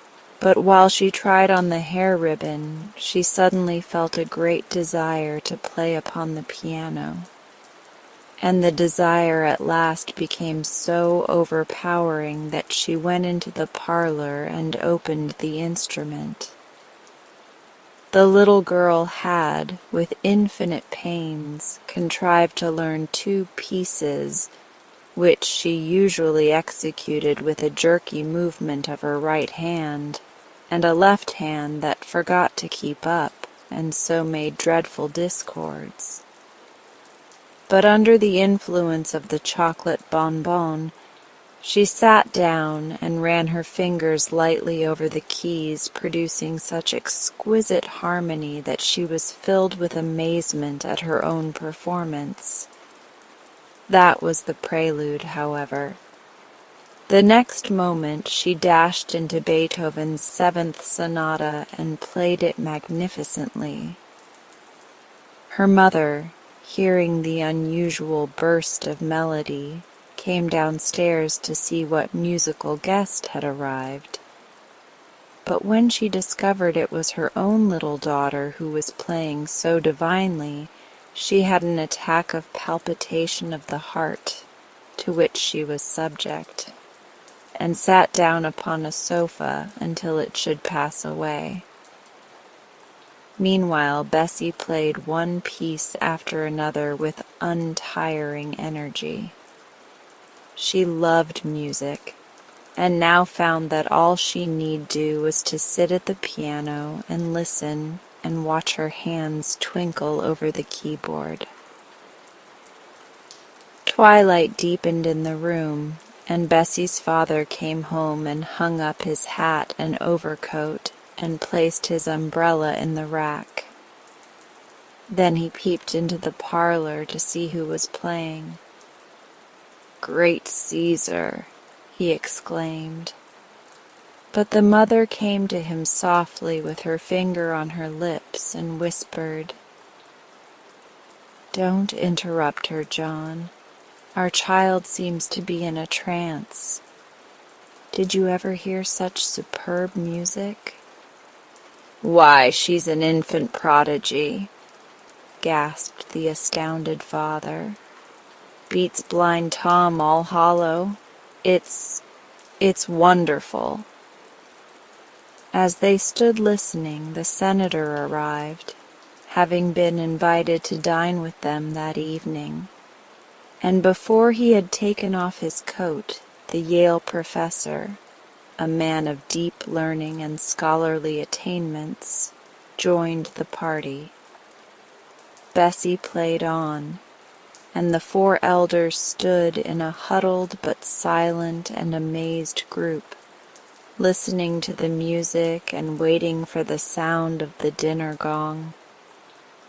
Mr. Bostwick, who was hungry, picked up the bonbon dish that lay on the table beside him and ate the pink confection. The professor was watching him, so Mr. Bostwick courteously held the dish toward him. The professor ate the lemon-yellow piece, and the senator reached out his hand and took the lavender piece.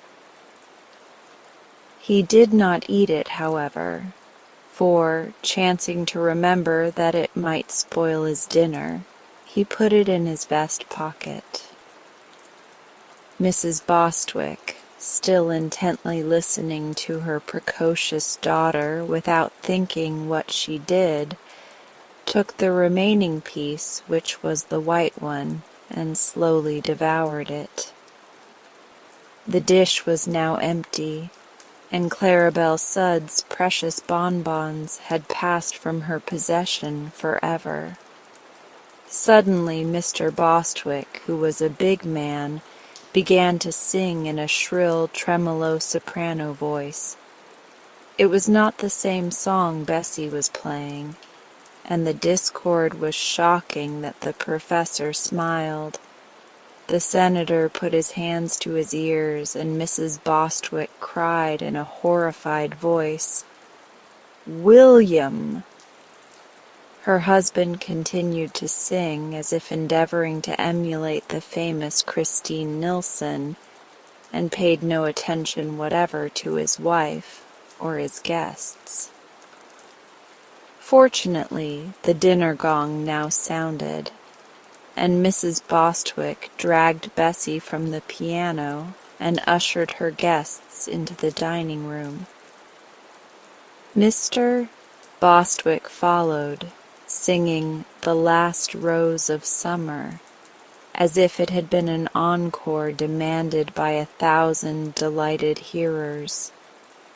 The poor woman was in despair at witnessing her husband's undignified actions and wondered what she might do to control him. The professor seemed more grave than usual. The senator's face wore an offended expression, and Bessie kept moving her fingers as if she still wanted to play the piano. Mrs. Bostwick managed to get them all seated, although her husband had broken into another area, and then the maid brought in the soup. When she carried a plate to the professor, he cried in an excited voice, "Hold it higher! Higher! I say!" And springing up, he gave it a sudden kick that sent it nearly to the ceiling, from whence the dish descended to scatter soup over Bessie and the maid, and to smash in pieces upon the crown of the professor's bald head. At this atrocious act the senator rose from his seat with an exclamation of horror and glanced at his hostess. For some time Mrs. Bostwick had been staring straight ahead with a dazed expression, but now, catching the senator's eye, she bowed gracefully and began reciting, the charge of the Light Brigade in forceful tones. The senator shuddered. Such disgraceful rioting he had never seen nor heard before in a decent private family. He felt that his reputation was at stake, and, being the only sane person apparently in the room, there was no one to whom he might appeal. The maid had run away to cry hysterically in the kitchen. Mr. Bostwick was singing "Oh, Promise Me." The professor was trying to kick the globes off the chandelier. Mrs. Bostwick had switched her recitation to "The Boy Stood on the Burning Deck," and Bessie had stolen into the parlor and was pounding out the overture from the Flying Dutchman. The senator was not at all sure he would not go crazy himself presently. So he slipped away from the turmoil and, catching up his hat and coat in the hall, hurried from the house. That night he sat up late writing a political speech he was to deliver the next afternoon at Faneuil Hall.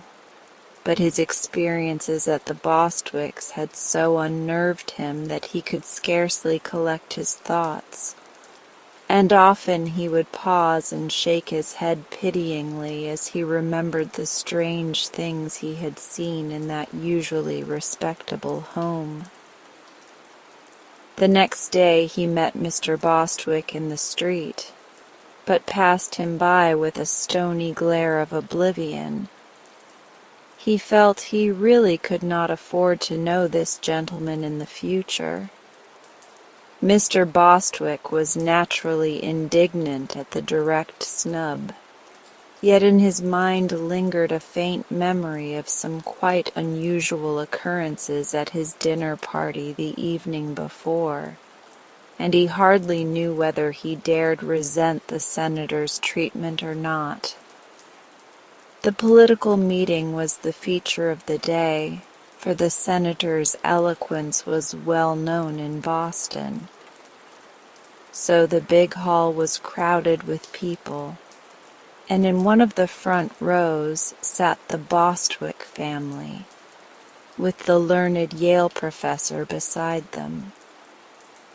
They all looked tired and pale, as if they had passed a rather dissipated evening, and the senator was rendered so nervous by seeing them that he refused to look in their direction a second time. While the mayor was introducing him, the great man sat fidgeting in his chair, and happening to put his thumb and finger into his vest pocket, he found the lavender-colored bonbon he had placed there the evening before. "This may clear my throat," thought the senator, and slipped the bonbon into his mouth.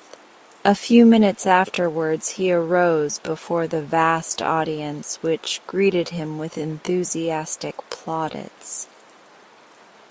"My friends," began the senator in a grave voice, "this is a most impressive and important occasion."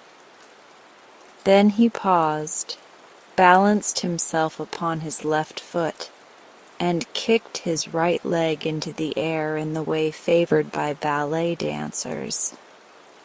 There was a hum of amazement and horror from the spectators, but the senator appeared not to notice it. He whirled around upon the tips of his toes, kicked right and left in a graceful manner, and startled a bald-headed man in the front row by casting a languishing glance in his direction. Suddenly Claribel Sudds, who happened to be present, uttered a scream and sprang to her feet, pointing an accusing finger at the dancing senator. She cried in a loud voice, "That's the man who stole my bonbons! Seize him! Arrest him! Don't let him escape!"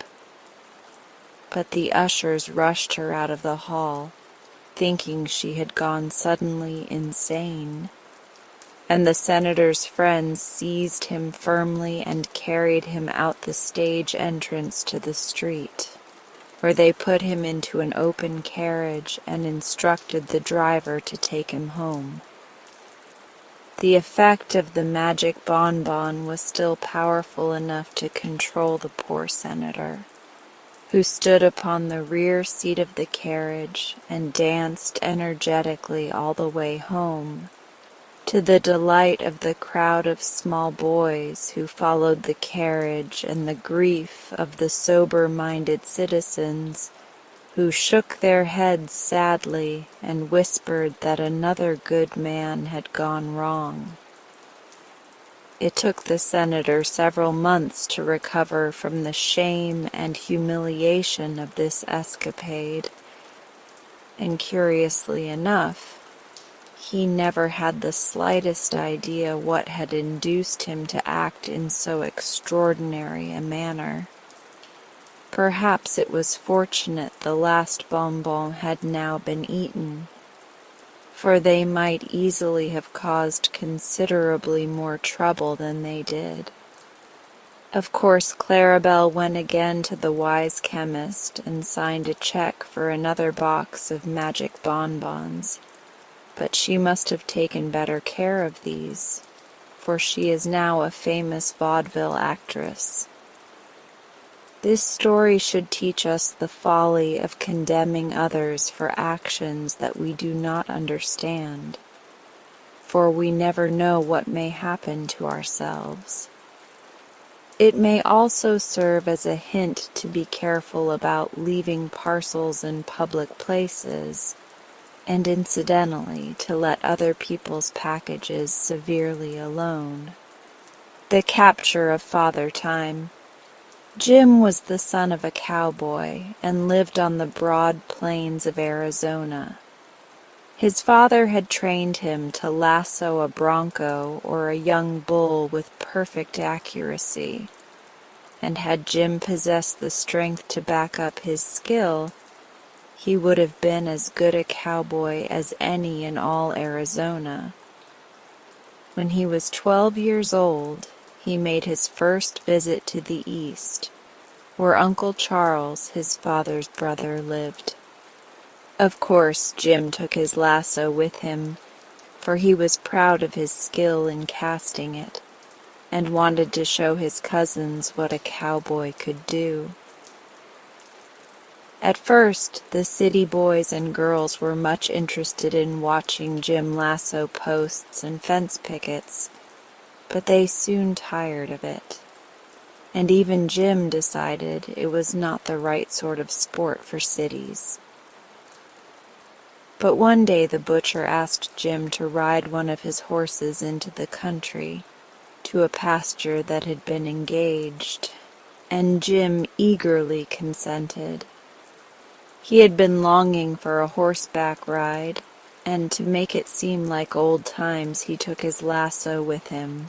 He rode through the streets demurely enough, but on reaching the open country roads, his spirits broke forth into wild jubilation, and urging the butcher's horse to full gallop, he dashed away in true cowboy fashion.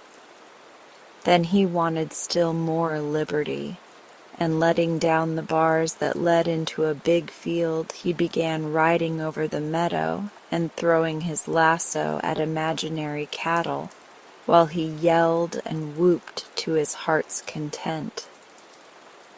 Suddenly, on making a long cast with his lasso, the loop caught upon something and rested about 3 feet from the ground, while the rope drew taut and nearly pulled Jim from his horse. This was unexpected. More than that, it was wonderful, for the field seemed bare of even a stump.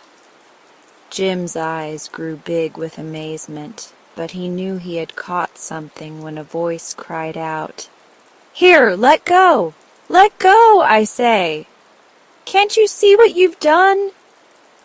No, Jim couldn't see, nor did he intend to let go until he found out what was holding the loop of the lasso. So he resorted to an old trick his father had taught him, and putting the butcher's horse to a run, began riding in a circle around the spot where his lasso had caught. As he thus drew nearer and nearer his quarry, he saw the rope coil up, yet it looked to be coiling over nothing but air. One end of the lasso was made fast to a ring in the saddle, and when the rope was almost wound up and the horse began to pull away and snort with fear, Jim dismounted. Holding the reins of the bridle in one hand, he followed the rope, and an instant later saw an old man caught fast in the coils of the lasso. His head was bald and uncovered, but long white whiskers grew down to his waist. About his body was thrown a loose robe of fine white linen. In one hand he bore a great scythe, and beneath the other arm he carried an hourglass. While Jim gazed wonderingly upon him, this venerable old man spoke in an angry voice. "Now then, get that rope off as fast as you can. You've brought everything on earth to a standstill by your foolishness. Well, what are you staring at? Don't you know who I am?" "No," said Jim stupidly. "Well, I'm Time, Father Time. Now make haste and set me free, if you want the world to run properly." "How did I happen to catch you?" asked Jim, without making a move to release his captive. "I don't know. I've never been caught before," growled Father Time. "But I suppose it was because you were foolishly throwing your lasso at nothing." "I didn't see you," said Jim. "Of course you didn't. I'm invisible to the eyes of human beings unless they get within 3 feet of me, and I take care to keep more than that distance away from them. That's why I was crossing this field, where I supposed no one would be, and I should have been perfectly safe had it not been for your beastly lasso. Now then," he added crossly, "are you going to get that rope off?" "Why should I?" asked Jim. "Because everything in the world stopped moving the moment you caught me.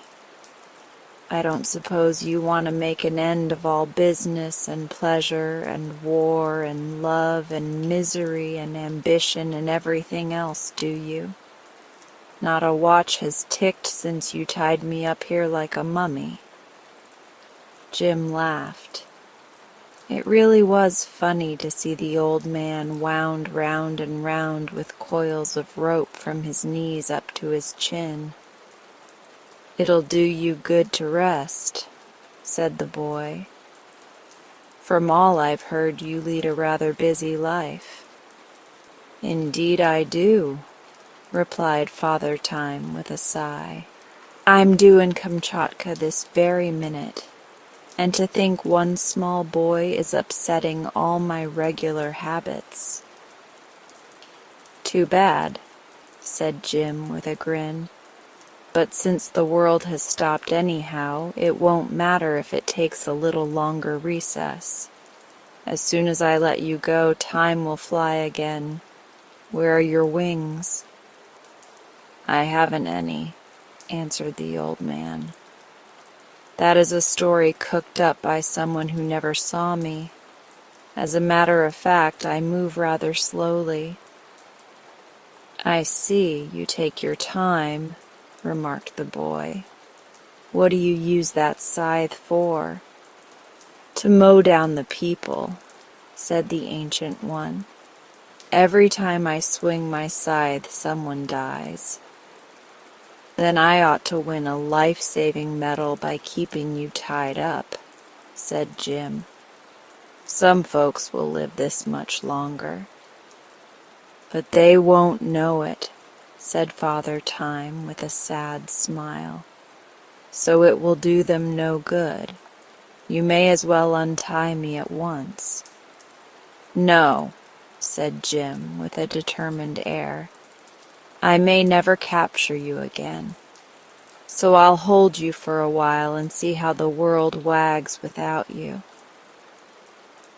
Then he swung the old man, bound as he was, upon the back of the butcher's horse, and getting into the saddle himself, started back toward town, one hand holding his prisoner and the other guiding the reins.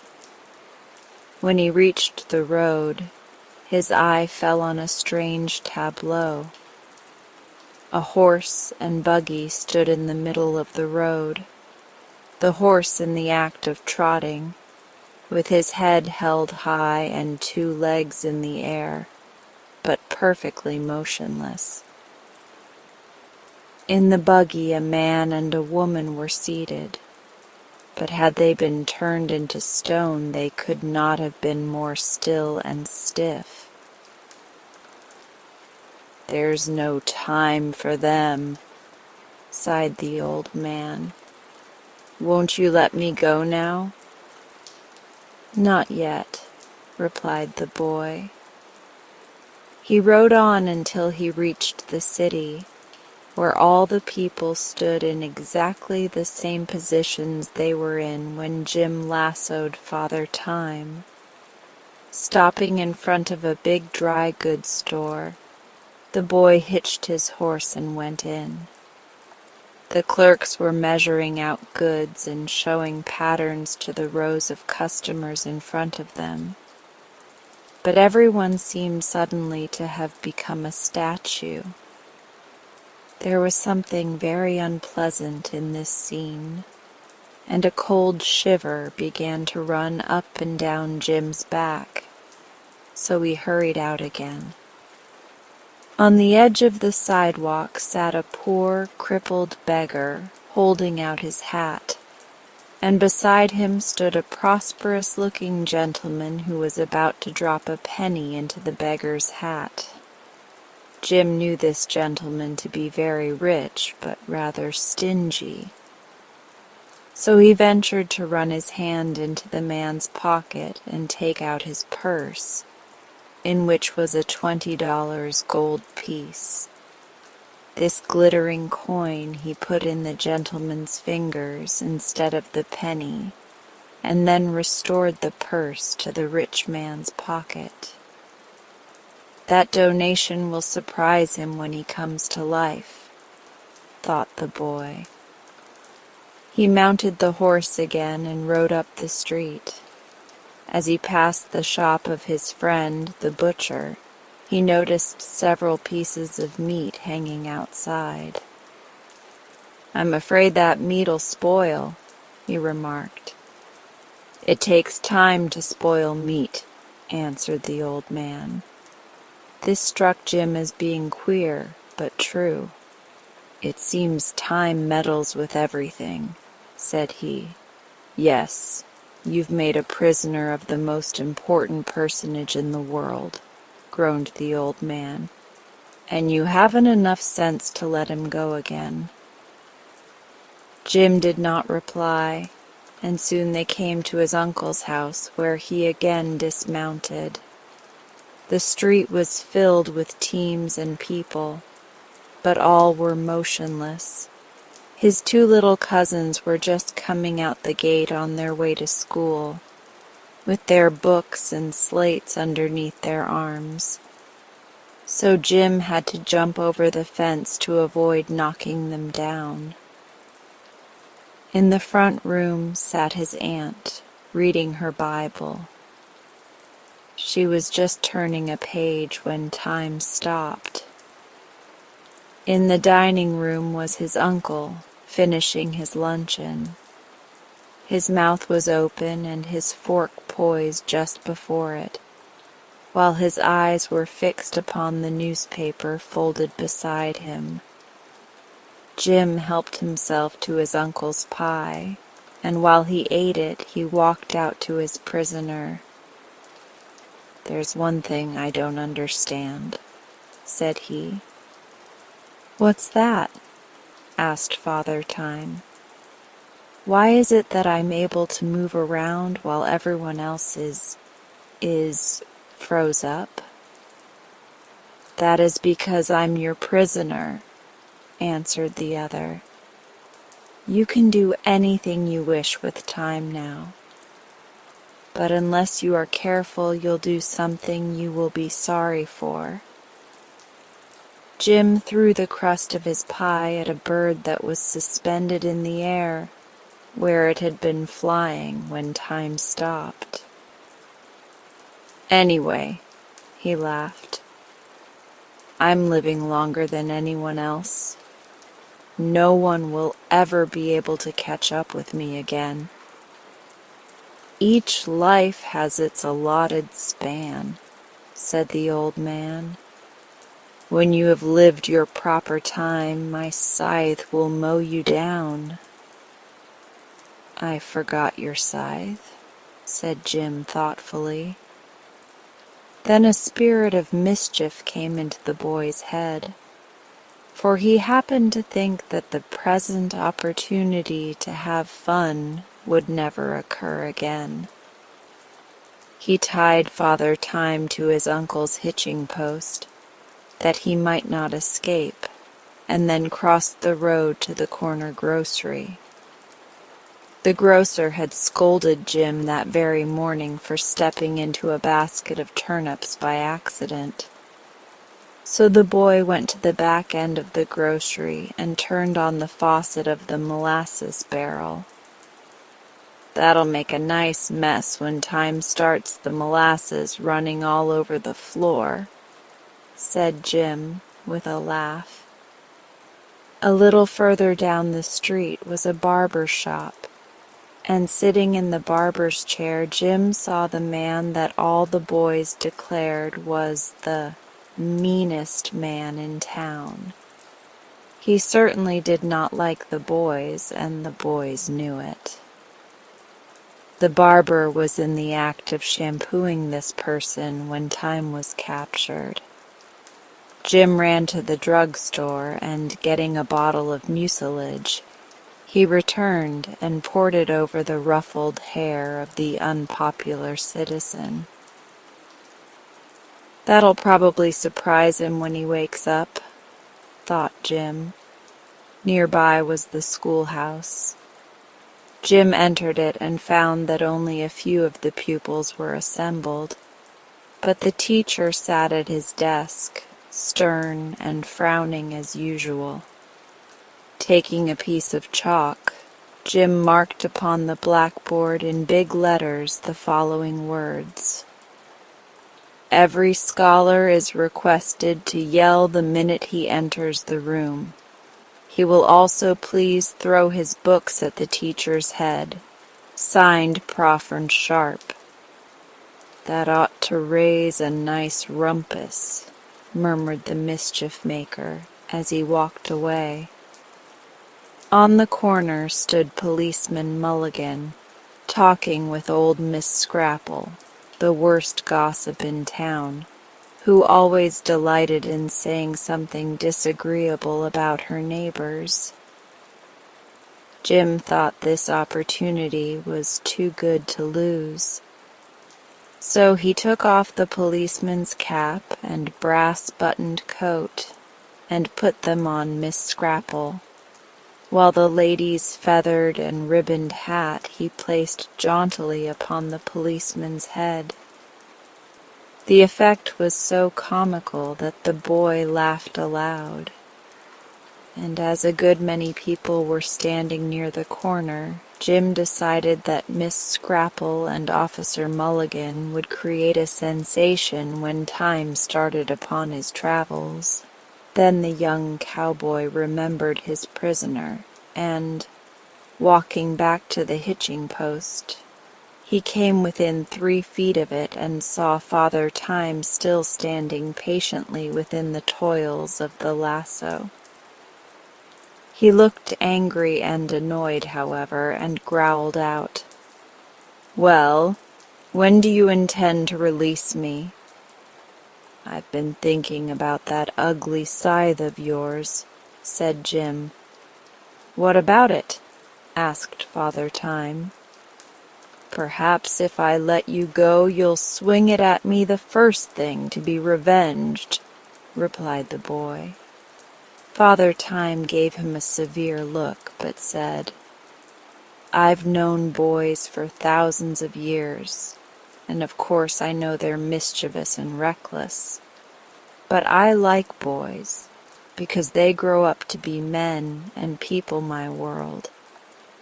Now if a man had caught me by accident, as you did, I could have scared him into letting me go instantly. But boys are harder to scare. I don't know as I blame you. I was a boy myself, long ago when the world was new.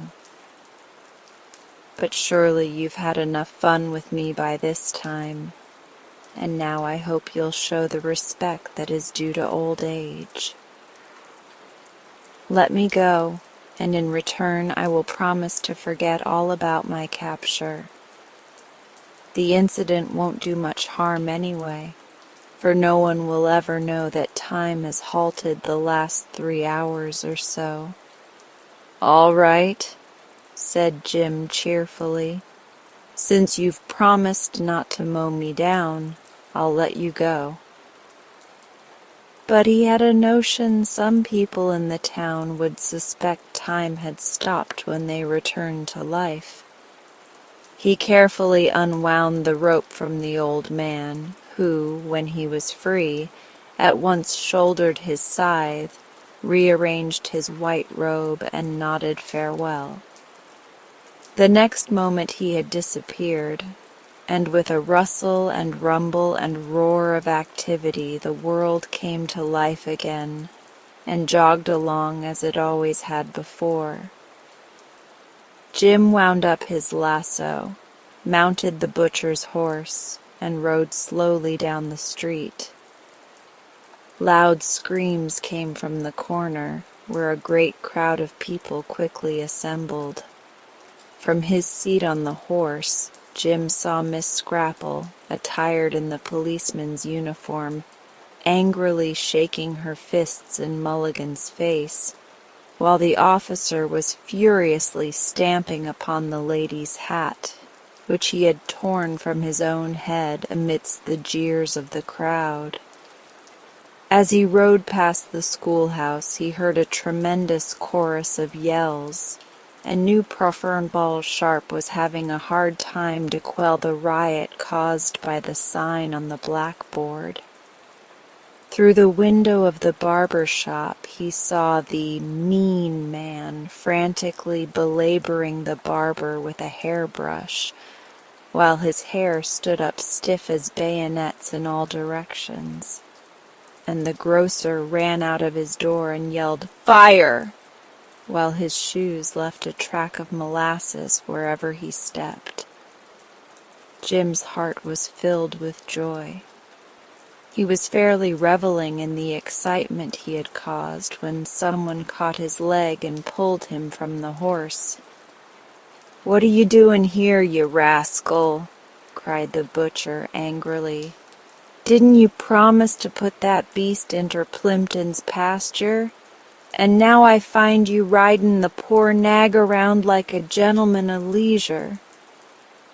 "That's a fact," said Jim with surprise. "I clean forgot about the horse." This story should teach us the supreme importance of time and the folly of trying to stop it. For should you succeed as Jim did in bringing time to a standstill, the world would soon become a dreary place, and life decidedly unpleasant. And now as we come to the end of this session, if you're still awake, I would like you to feel the calm you've created within yourself. You've given your mind and body such a beautiful gift, a moment to simply be. Let that sense of peace stay with you as you move through the rest of your night. If you'd like, you can stay here a little longer.